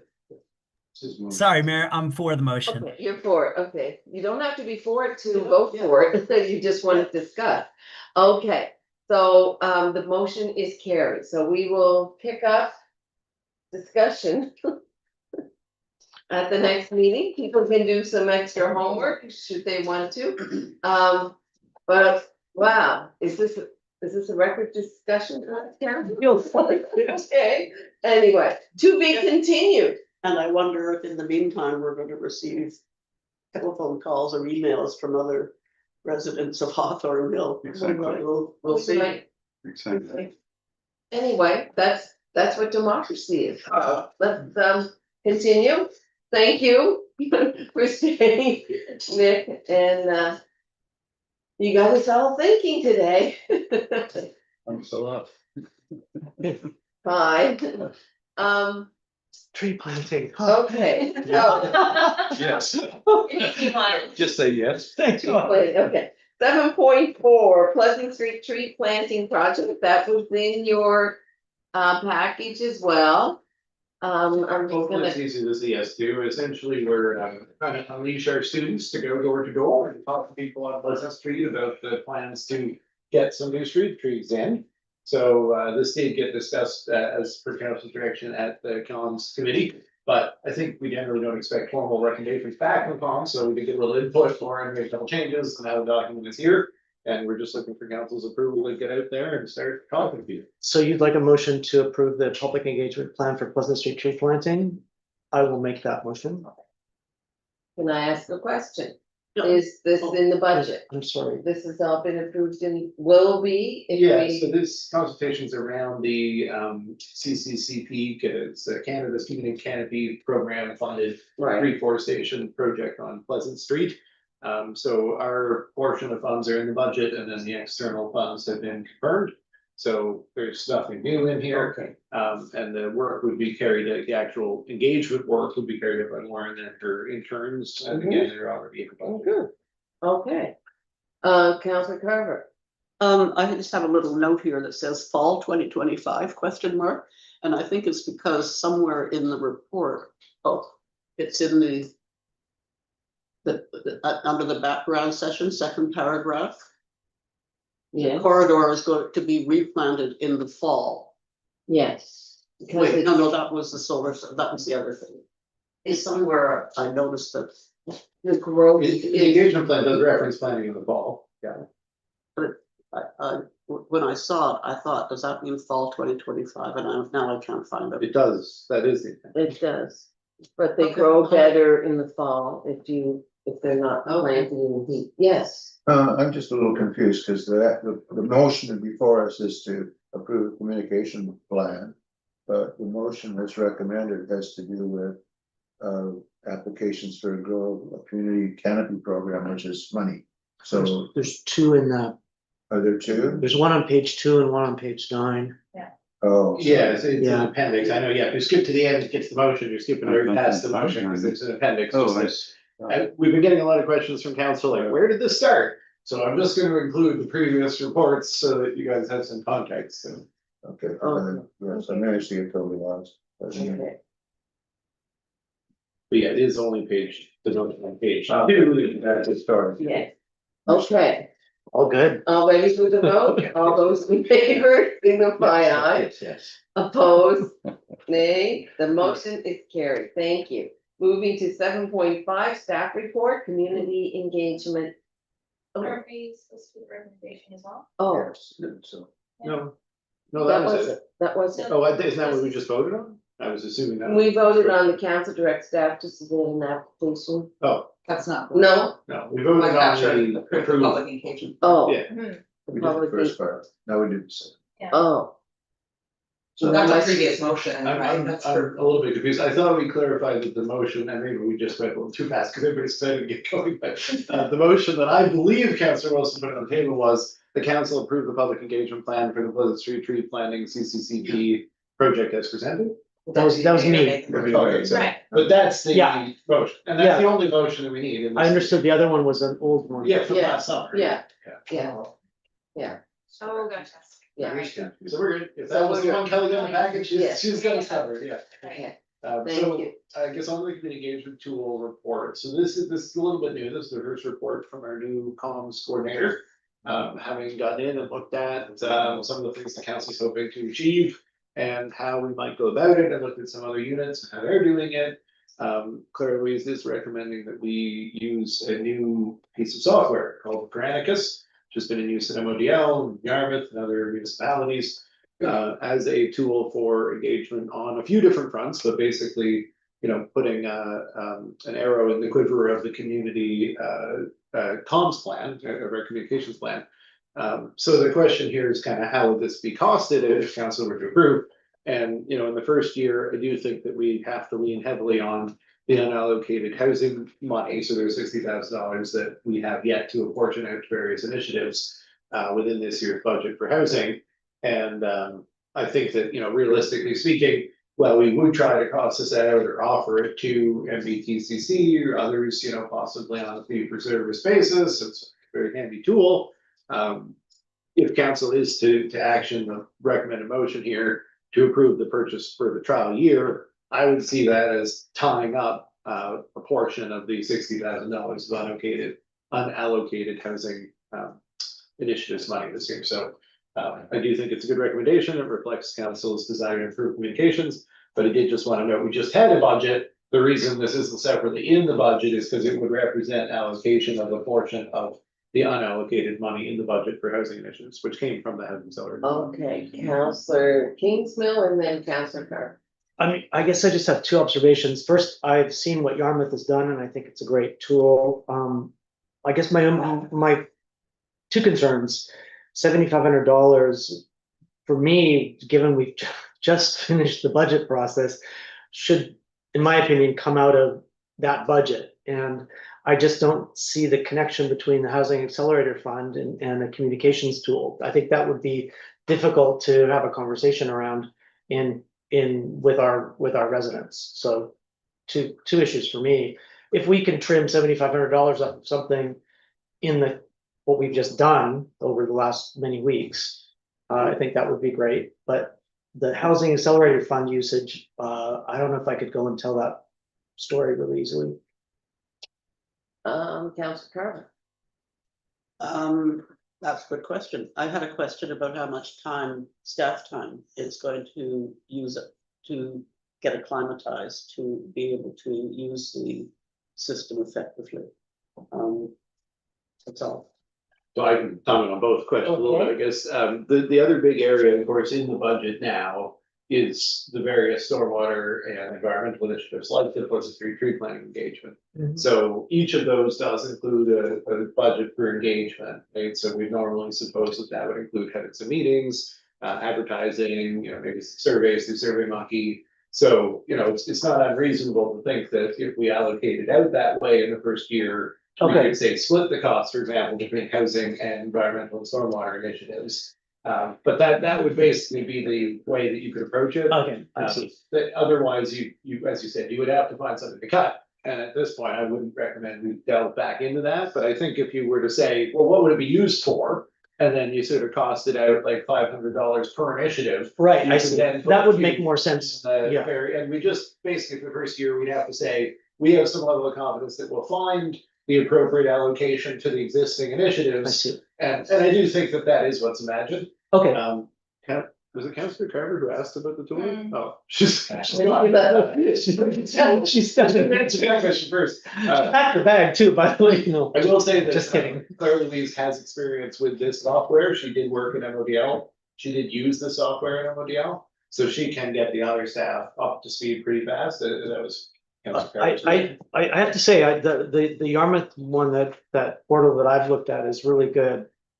I thought, Councillor Cronin? So, with the Say the Mayor's newsletter, that cost us money. So is that gonna be something that's continued, or is this gonna It's embedded. replace it? it's embedded basically in that tool. Or a version of it or an updated version of it is embedded in this. Right, so Yeah. then it'd become digital, so we wouldn't have the cost. Yeah, so for that is printing. something that, in terms of savings, we did budget on the traditional format for the newsletter, and we have been sort of getting people prepared for the idea that the newsletter would go digital. So we didn't budget on savings as a result of not doing the mail drop of the newsletter. Mhm. So like, if there were $1,000 savings there, then that could go to support. We will still have to have some But paper for people who are not online. Okay, we so had- still looking for one of those flyer boxes. then. yeah, we had talked about that. Yeah, block, we're still either looking. here at the post office so that people could still. Okay, well, there we go. So comms committee next week, we'll get to look at the box that Kelly got. Maybe we'll be close to it. Yeah, It's not very exciting. we do have comms next week, so we'll talk. Yes, Okay. sounds good. So that's a great point, and we keep looking for those type of savings around communications, then we direct our communications through this new tool. And that may save a little money on a conventional advertisement as well. Okay, so are we ready to vote? All those in favor signify aye. There was no first or second. Oh, Yeah, I don't think it actually made the motion, Oh, this is all just on Okay. the package. On the okay, second one. Oh, I do have one more question. yeah. The trial year, is it gonna be a different price after? Is this like do they give you pricing? Yeah, it's noted in there, I mean, it sounds like it's not a very big. It's $500 off. $500 off for the year, yeah. But then we wouldn't have to pay the setup fee again, so it would be $7,500 after that. Okay, So the motion in the package, if somebody does wanna make it, is the council approve the purchase of Granicus community engagement software for a trial year. Councillor Wilson, second by Councillor Cornell. Okay, ready for the question? All those in favor signify aye. Opposed, nay. The motion is carried. Thank you. And we're back. We have finished the staff report. We are going to council items. So 8.1, strategic plan. So, 2 Monday items representing something like 30 hours of meetings to get to this point. yeah, So yeah, you're having the package, what I hope is the final draft, 25-29 strategic plan. There's no motion, obviously, because it's just a plan. So I just wanted to mention that the motion here would be that council adopt the 25-29 strategic plan as presented, unless there's further change. Councillor Wilson. So moved. Second by Councillor Carter. Okay, discussion? No? Okay. I wonder if Councillor Kingsman wants to be in the room when we vote. You'd probably be happy that it got done. But then he wouldn't have voted on it. I'd like to wait. No, that's Put it okay. back in the room.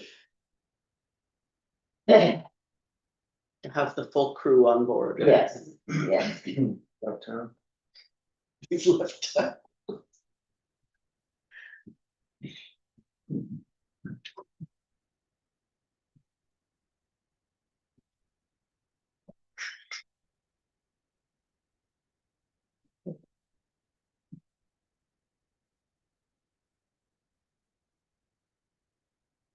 need all their reasons.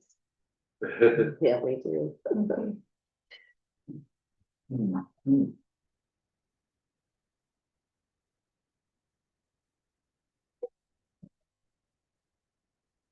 Are you ready for me? Vote. Sorry.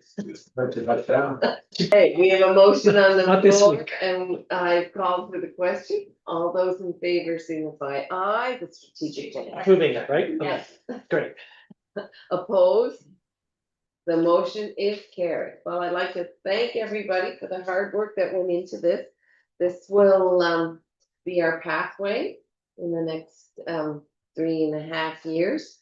And we will review this from time to time to sort of read what we've achieved and what we may need to change and to keep us strong. And sometimes things pop up that unexpectedly that we need to address that will have to take priority. So it is completed and passed, but be ready for some flexibility too, as the needs of the community may change. Councillor Carter? And in that regard, we will be reviewing it again a year from now, Yes, roughly. yes. Okay, thank you. Moving on to 8.2, our draft operating and capital budgets. So we have a sheet of paper that was circulated by the town clerk. Everybody has that with them. Traditionally, what happens is that we go around and each counselor can take a motion, a piece of the motion.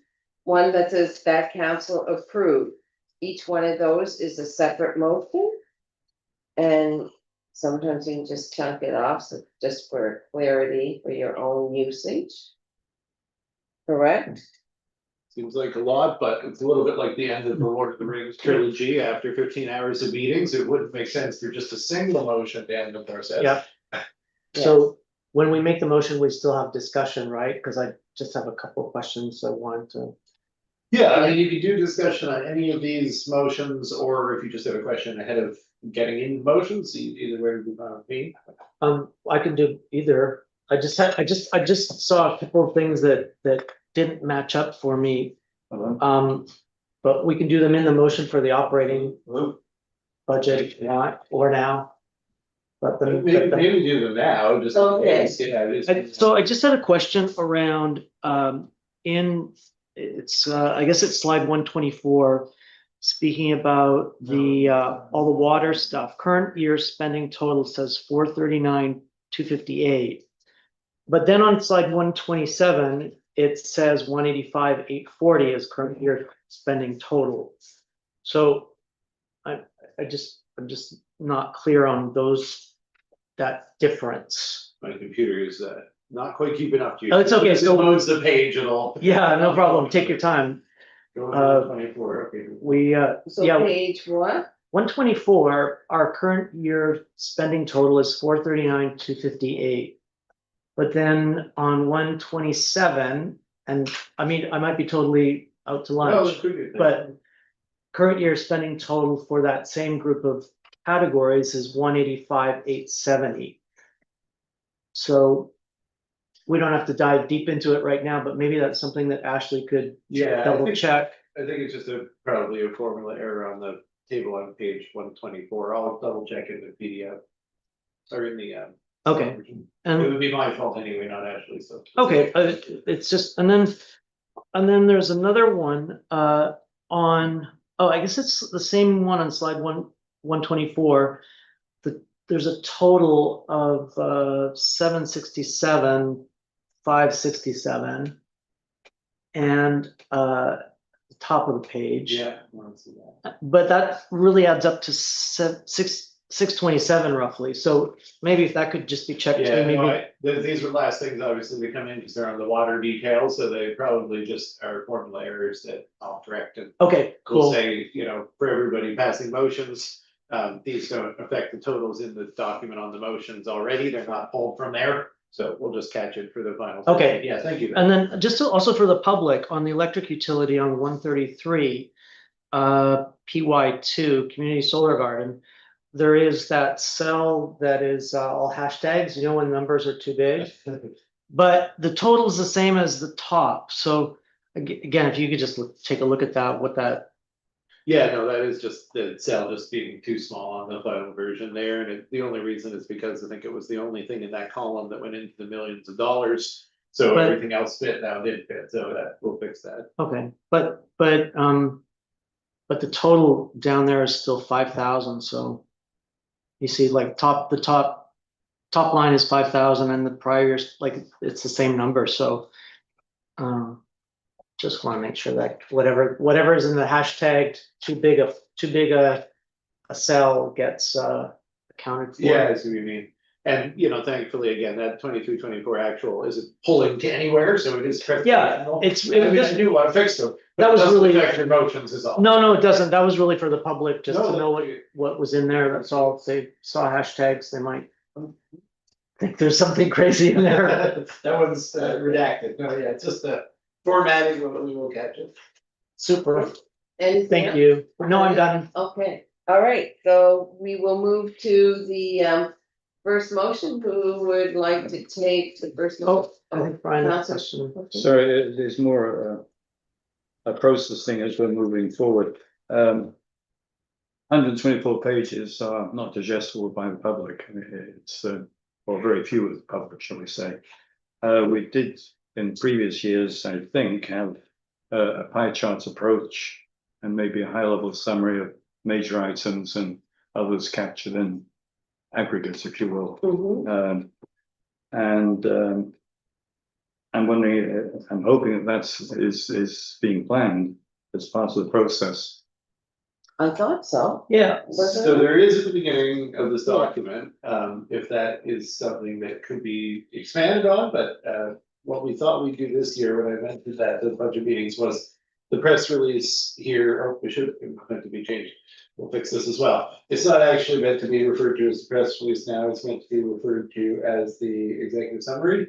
So if you go to page 3, yeah.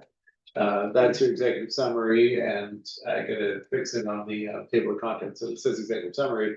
What we talked about is we are doing a press release also that will be a little bit more, you know, press release format with a quote, things like that. So all of the notice today of this, Claire Louise, is then by Thursday, because it has to go to the paper, going to need to get Suzanne signed off on a press release, so that's an additional piece. But the summary is in here. Yes, I found the pie charts.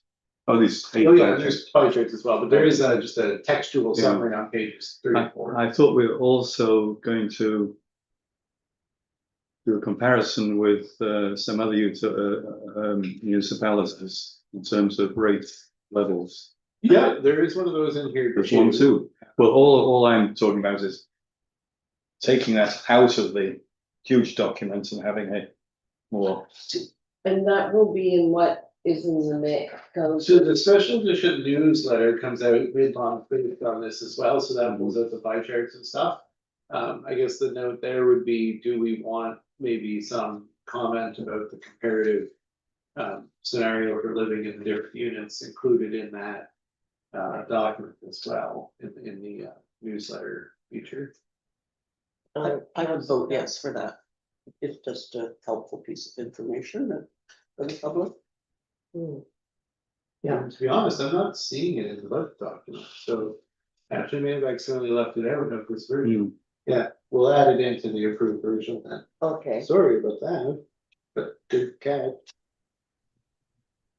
so those are the municipal comparisons? Yeah.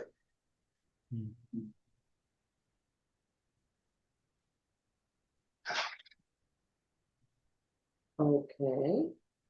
Okay. Is there any, Councilor Twana? So I just have a quick question about fire truck. It's required by insurance, right? That's why we're getting a fire Yes. truck. And is Our there- underwriters. right, and then is there a date that it's due by? Like, by Any, a certain date, you need to have a truck. You're supposed to have at least one truck that is sort of called the first down pumper. Yeah. That is not older than 20 years in service.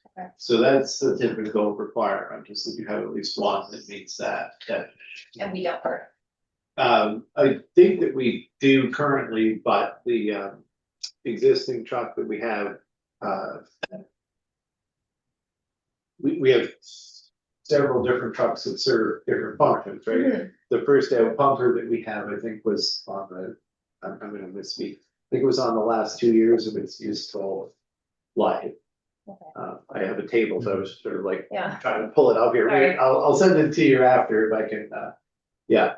So we did predicate this purchase on the idea that it would be required, but I'm not quite sure off the top of my head whether we're actually at now and over the Right. 20 years in which there were some allowances made that have been ordered, Mhm. or if we're still within the 20 years. But it was definitely coming down the line. And then if it is ordered, when did we receive that truck? So this one was actually ordered over a year ago, and the inspection's supposed to take place later this month. So it would be expected here by July at the current time, is what I'm expecting. Mayor, I ran into Chief Eakins and Donnie. Donnie Hiltz at the airport this morning. They were on their way to Abbotsford, British Columbia to do a final inspection at the factory. So I know the fire department is fully engaged on on making sure that the final items get reviewed. And anyway, they were on their way yesterday morning to British Columbia to do that. And quite excited about it as well. So good news. Okay, Councillor Carver? Councillor Tuano's comments made me think about the possibility of asking the fire department to provide like a chart of the vehicles that they have, like the purchase date or the order date, the arrival date, the expiry date, so that we have that list, because this conversation has come up before. For example, during the building process for the new fire hall, one part of the conversation was about how many vehicles are required and needed to provide the service that the town needs. So that would be helpful information if we could ask. An inventory of the fire vehicles. Yes, with the date that when it's been ordered, perhaps even the reason why we need it, or the purpose of it, when it arrived, and the expiry date. or But whatever not the it's called. spread, like we have an Excel, but maybe we're talking more of like an infographic. Yeah, These are exactly, what yeah, they're yeah, used for. that would be useful for us and for the public, I think. Suggestion? Okay, anything else? I just had kind of an observation, and it's not totally directed to our budget, but now that we're done this, can we incorporate some kind of risk analysis or risk management or contingency plans around interest rate changes or scenarios where there might be declining revenue? Because budget is one thing, and then risk mitigation and risk management is another. Maybe you've already got that tool embedded, but given everybody's seems quite stretched, I'm not sure we do, but I think it would be great if we could add that element moving forward. I think we definitely should talk more about it. The only Like question a is what's policy, a the, risk management policy, or? Or maybe it's part of asset management or finance and audits mandate or so something that's like what I that, would say is there is an audit and finance committee meeting in July. right? So I guess that would be the place where I'd suggest it. Okay. And, maybe even just to make sure it is on the agenda after the budget motions, you could do a motion to refer to the audit and finance committee meeting in July. Okay, Discussion of, risk mitigation. Okay. In the annual, Great. budget or whatever you want to describe it. okay, I'll make that motion then. Great, thank you. Brian? And that would run into reserve management policy and so on. Well, we're Yeah. going to do a separate Yeah, but the two are linked. reserve So reserve policy. Yeah, it's good context, certainly. for And both. we have the committee that hasn't met yet on the terms of reference for the audit. That hasn't met because we've been doing the Yeah, budget and yeah. strategic plan, and we didn't wanna overload people. So that work will be Sure, commencing okay. shortly. I would add that to my motion though, about reserve level sufficiency and benchmarking against best practices as Mhm. as something that the audit and finance could do. Because I think policy is one aspect, but that risk mitigation with the audit and finance would be another good one to have. Yeah. But I'll add that, Brian. Okay. The deputy mayor referred to a motion. What motion? Oh, is Post budget vote. Oh, I post see. Okay, budget, thank you. yeah. They're just planning ahead, so he's gonna Yeah. have one to introduce. Yeah. Got Yeah. Sorry, yes, done. it. Who's gonna start? Well, I did ask that, sure, Councilor Carver, we'd be pleased for you to start. I hope I can. And get we'll this. just, do you wanna just go around the table? Sure. And then after Councilor Wilson has given one, we'll ask Councilor Feeney to do the next one and keep continuing. Okay, we're Got gonna. that? Okay, I'll start with, I move that council approve the 2025-26 general operating budget with operating expenditures in the amount of $4,004,090. Have I got this right? Yeah, As presented with general tax rates set at $1 point one, I can't say these things. 1.121 dollar per $100 residential and $3.081 per $100 commercial, and the infrastructure charge at $502.23 per unit, with $202.22 dedicated to stormwater management. With apologies for my stumbling over numbers. and the seconder for that motion? Councilor Wilson, okay? All those in favor, signify aye. Aye. Opposed, nay. The motion is carried. Councilor Toronto, The council approved the 2025-26 general capital budget with expenditures totaling $15,982,845, including the full cost of the Edgewater Street project, supported by a projected $10,048,413 in external funding. is there a seconder? Second. Councilor Wilson. Thank you. All those in favor signify aye. Opposed, nay. The motion is carried. Deputy Mayor. I make a motion that council approve the 2025-2026 fire department operating budget with expenditures in the amount of $882,680 as presented, and fire tax rate set at 0.219 over $100. Is there a seconder for that motion? Councilor Toronto. Thank you. All those in favor signify aye. Opposed, nay. The motion is carried. Councilor Propperman. I make a motion that council approve the 2025-26 fire department capital budget with expenditures totaling $632,945. Is there a seconder for that motion? Second. That's second by Councilor Wilson. Thank you. All those in favor signify aye. Aye. Opposed, nay. The motion is carried. Councilor Wilson. You skipping Joe?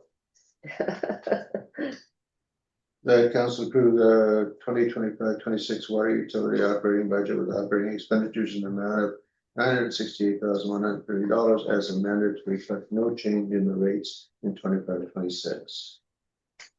Thank I'll you. second And it. second by Councilor Wilson. Carver, sorry. All those in favor signify aye. Opposed, nay. The motion is carried. Councilor Feeney. Mayor, I'd move the council approve the 2025-2026 water utility capital budget with expenditures totaling $185,870, supported by projected $40,000 in external funding. Is there a second for Councilor Wilson? Seconds that motion? Just, just a query.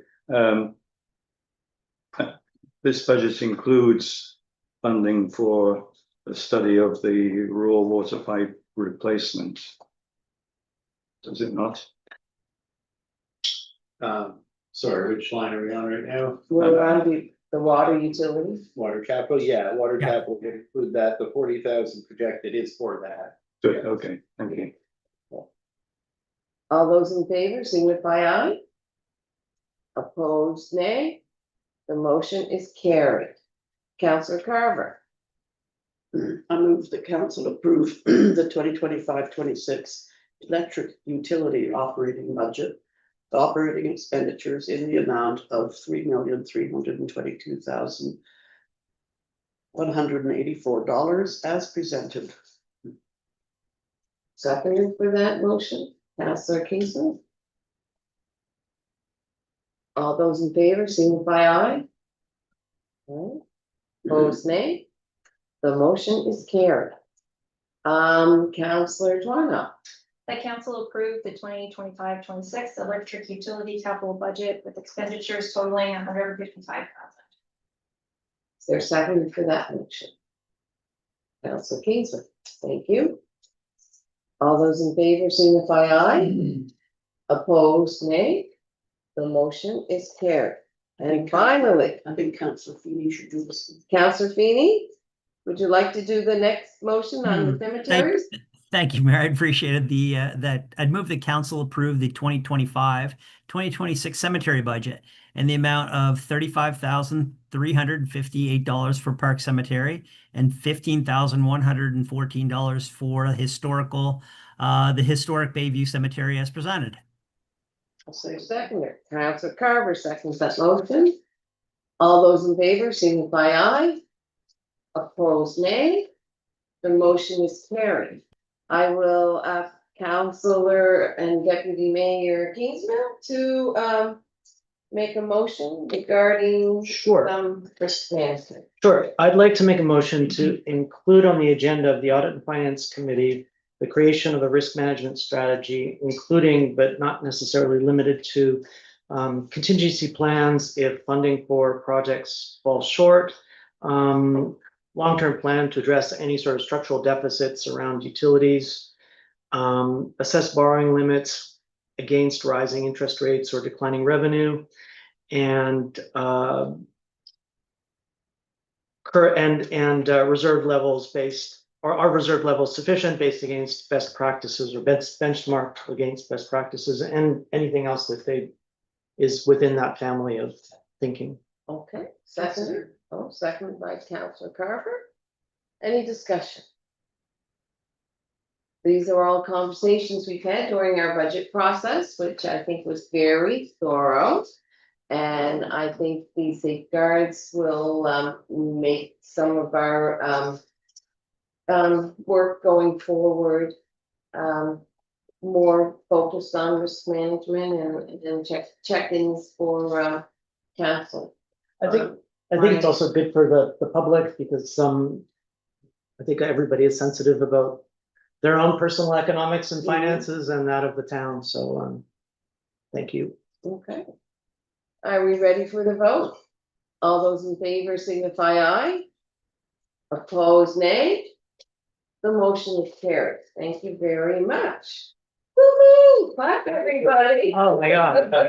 Wow, a lot of work. It was a lot of work and the strategic plan was as well. So, yes, Councilor. Just along the lines of being a lot of work, I just want to extend our appreciation to staff for Yes. all the work and fidgets and twidgets and tweaks that were done between times at our. And all the new So, stuff we asked for. Yeah.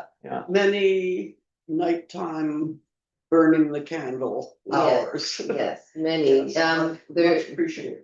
they may get reunited with their families again at with the. And Well, that's- actually, I already took off for one night vacation last week and I will be doing the same later this week, but that is very appreciated. Yeah, I'll make sure to pass it on, although I know she's also watching. for sure. And All of them. I mean, all the many people who are involved in preparing the yeah, budget. and our meeting clerk, I mean, you've been here getting us online, offline and taking minutes and I know you put in extra hours of overtime to accommodate all our extra meetings, so Kelly and Eric, we're really appreciative of your work that goes on. It's not always seen by the public, but we as a council, we certainly know the hours you put in. So. And it's worth mentioning from here that staff had a little bit more work, mostly Eric on this part, to produce the annual business plan that I mentioned before, but just for anybody watching. After the strat plan and budget, then staff usually bring up a business plan update, which says, here's how the various resources, staff and time resources are being deployed in the interest of council's plan. And it provides an updated org chart and other things every year. So that will be expected in the council in July. And that'll kind of cap the process. Great. And then that's public. Yeah, I mean, It'll the be on main the purpose of website, it yeah. is for council to approve it, to then serve as the public document to inform people. Correct. All right, well, moving back to our agenda. Our committee reports, we have 9.1, 9.1 Lunenburg County Accessibility Advisory Committee, the April 2025 minutes. Are there any? I think Councilor Carver sits on that committee. If you have any questions. Yeah, I'm the council representative to that advisory committee, and this is the first time I believe that the minutes of that committee have appeared on our agenda. I believe. Okay. And it's sort of self-explanatory in that the community outreach is being done, and seeking community feedback about what's working, not working, what's needed for accessibility issues. And at the moment, we're in a little bit of a hiatus, partly scheduling and partly onboarding new members in terms of trying to get our orientation planned. So that's a work in progress. Okay, well, thank you for that. Climate Advisory Committee, you're on again, Councilor Carver, if you have anything to. I do. There is a motion in the minutes of this committee, which I will now find. So the Climate and Environment Advisory Committee, as you know, is a very active committee. And this time they are asking council to work on the procurement policy. So I move that the committee I move the council revise the procurement policy to favor local and or Canadian purchasing in the interest of community, economic and environmental resilience. Is there a seconder? Oh, sorry. Well, I just wanted to provide a procedural note, but I can wait till it's seconded if that's what Yeah. we do. It's just that the way this was highlighted, I should have jumped in before you made the motion. Because it's known that this motion wouldn't be actionable as that council as written. Because the council revise a policy on the fly would really work. So I highlighted the whole thing. Ultimately, I think we have to reformat the motion slightly to refer to Policy and Strategy Committee. To be considered in the process of updating the procurement policy, as opposed to like a standalone motion to revise, because there's no wording here to revise. And that is my fault for not changing it at the time in the meeting, in the committee's meeting. Okay. So if I understood you correctly, I will withdraw that motion and reframe it. So that I move that council refer the issue of developing sorry about this, it's hard to do it on the fly. I move that council refer to the Policy and Strategy Committee, the Climate and Environment Committee suggestion that the procurement policy be revised to favor local and Canadian purchasing in the interest of community, economic and environmental resilience. That would. Is there a seconder for that motion? Second by Councilor Conlon, thank you. Any discussion, Councilor? Good call. CAO. Just of interest on this note is that we have now, Food and Municipal Joint Services Board hired our regional procurement consultant. And so that person will be looking at how each of the different units is approaching the procurement policy and specific, I'm sure, to the questions about local preference. So we will get some input from that new individual as well. Okay, thank you. Ready for the question? All those in favor, signify aye. Opposed, nay. The motion is carried. Thank you. The area board meeting minutes, April 30th. Those are in your package as well. Any questions? Yeah. Policy, oh, yeah, sorry. Councillor Company. Just by way of query, it refers to the project status dashboard and Oak Hill and Spring Hill community solar projects and whatnot, presumably being managed by area, but we are part of area. So my query is, are we undertaking or accepting a degree of risk in how well area does that job with Spring Hill and other entities which we are not involved in at all, but we are through our ownership in area.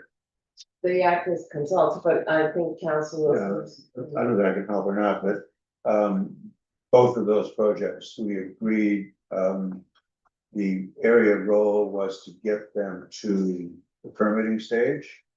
And then there was basically a binary decision to be made, are we done? And if the project is going to go forward, are we not done? As far as I know, at this point in time, we are finished with both projects. The MODL one has been invoiced and we probably have been paid by now. And the last meeting I was at, the one in Spring Hill, that area, was about to be invoiced. And we are money in pocket in both cases, and the projects, as far as area is concerned, are essentially complete. And I don't think, Dylan, correct me if I'm wrong, I don't think the MODL one is going forward, and I'm guessing the other one probably won't either. But if they were to move forward, I'm going to use those two because they're current examples in here.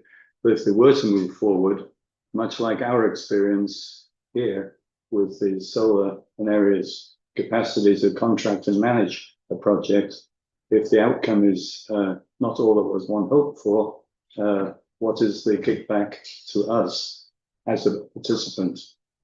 Nothing, I think. Well, no, yeah, it's a good question. It's a fee for service basis if we were to proceed as consultants. So, you know, from that point of view, the area would be clean. So it's just giving you money. Whether or not if there was some form of problem with the projects and there were lawsuits, settlement, who knows? My guess is, I mean, if it came to a board meeting, there would be a vigorous discussion, and I suspect that I would vote against further involvement based on my gut feeling, which is that we don't have at this moment in time the in-house expertise to run those kinds of projects. Precisely. And that was probably speculated on, like when these were teed up, the idea was if area came out of our own solar projects with excess capacity and experience and, you know, it worked out, that we might then be in a position to leverage that to make some more money. But ultimately, I do agree that the discussions at the board are, you know, let's satisfy these obligations, which are pretty much satisfied. It was a net positive, and we don't really have the capacity to continue, even if these projects were to continue. Yeah, there's no plan to expand. We feel the size we are. Oh, it's not Mahone Bay, it's our risk with other projects going on because we're part of area. Yes, but I think the general consensus with area is that our windmills and our current solar is as far as we want to go right now. Okay, so that leads to a set follow-up question, which is the general operations update. An update was provided on the Potentia deal, which I believe is not going ahead, but I don't know. Is that the case? Sorry. Well, feel free. I think the minutes are pretty appropriate in this regard, is that like that still could proceed if the conditions were right. Obviously other purchase arrangements would be contemplated if the conditions were right. I don't think area is in any way given up on the mission to source energy for its partner communities. But whether that is best done through an expansion of our own facility at Ellis House is definitely still another question, and the numbers would have to line up for the board to feel it was appropriate. Yeah. It gets kind of esoteric in a way, but I mean, in Europe, for example, the dependency on wind power, and I'm speaking to our own municipal dependency on that. It's blamed for the breakdown of power to in Spain as a whole, for example.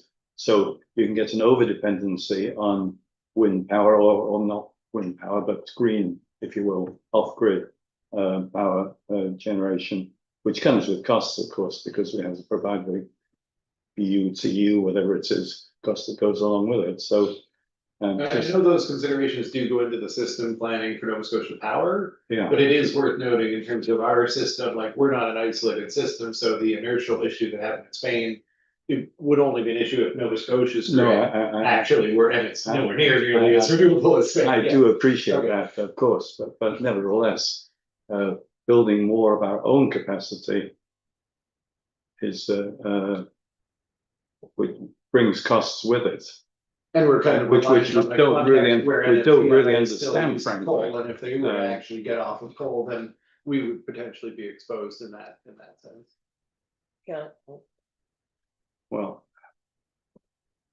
Really a good discussion for area strategic planning. well, to put it this way, it's one of these areas about our whole electrical utility thing, which just we haven't had time to get into in any depth, and I'd like to get into Well, it. when we do our strategic planning, this, the CAO, that's part of, if we were gonna tack that on today. I don't Well, know we'll if see if we get to it today, it's Okay. a month, and we'll talk about that today. Yeah, but we do Yeah. plan on taking part in the strategic planning, with the area, so, there is times we're hoping to set aside for that.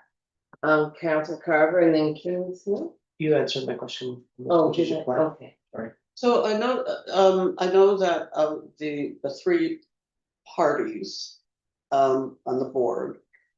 There are two members each Mhm. and two votes each, Mhm. despite the discrepancy in the size and scale of their operations. Within area, and their holdings. So I noticed that on this particular meeting, only Mayor Suzanne Lotus Croft was present. We didn't have a second person present. And what happens with the voting, for example, the vote about the Riverport Electric Utility, there was a motion and it was carried. So how does that work in terms of the votes if we don't have a full complement? It's just, It just goes in, it's like if you're missing from a council meeting here, okay. right? So is that ever an issue? And maybe this is an issue for the strategic plan about the weight of the votes somehow? Like, it just somehow seems I mean, I can't quite formulate what it is I'm trying to say. It's just, it unsettles me a bit, the balance of the votes. and MODL and Remo, or MOJSB and Remo, obviously the votes are weighted based on your, relative strength and the costing of things, but this is not. This basis has been the case with area all along. It was meant to, it's not an accident. It was meant to encourage everybody to have an equal buy-in to area and its financial health, as opposed to looking at, Eller's House as just transactional to supply energy. As for this is the only time I believe we've ever had less than two voting members present, and it was an unusual circumstance, obviously, with one of our members out of country. And effort was made to arrange for the two people, but it didn't work out that way. So I think it's very rare that either any of the units are not represented by two voting members with the alternate system. There were 4 or 6. Yes. Okay. That report and No motion. policy and strategy committee. Draft minutes, May 26, 2025. There were no motions. And there were no motions for that, so I had a motion about not carried. Yeah, it wasn't there. Oh, That's what- yes. So, again, we have a motion to receive and file these reports. I'll make that motion to receive the file. Okay, thank you. And second by Councilor Farrell. Thank you. All those in favor signify aye. Aye, opposed nay. The motion is carried. Under new business. Which is were you going to ask something? It's on or? Well, there was a question raised about how things could be added, but I'm not sure if it was actually something to add. Brian was the one we were discussing, if you wanted to add an item to a future agenda, this was a place to do it, but you don't have to do it underneath this. You can, I know, because I'm thinking how to present it, so. okay, well, you can contact Kelly 5 Sure. days, up to 5 days before a meeting Sure. with that information. I'll do that. All right. Thank you. All right, so, are there any questions? From the public? How many? No, there's 5 watching. Okay, being that our business is complete, we will, go into closed session with a motion. And we will take a quick break so people can stretch their legs, get a snack, or do whatever they need to do. So moved. Moved by Councilor Wilson to go into closed session for 12.1 MGA 22(2)E, contract negotiations, and 12.2 MGA 22(2)A, acquisition, sale, lease, and security of municipal property. Is there anything that covers all our, Yeah, I think we're good on that. okay? I think we're good. And take seconder. Second, Second, Councilor Kingsmill. Who made the motion? Kelly. All those in favor signify aye.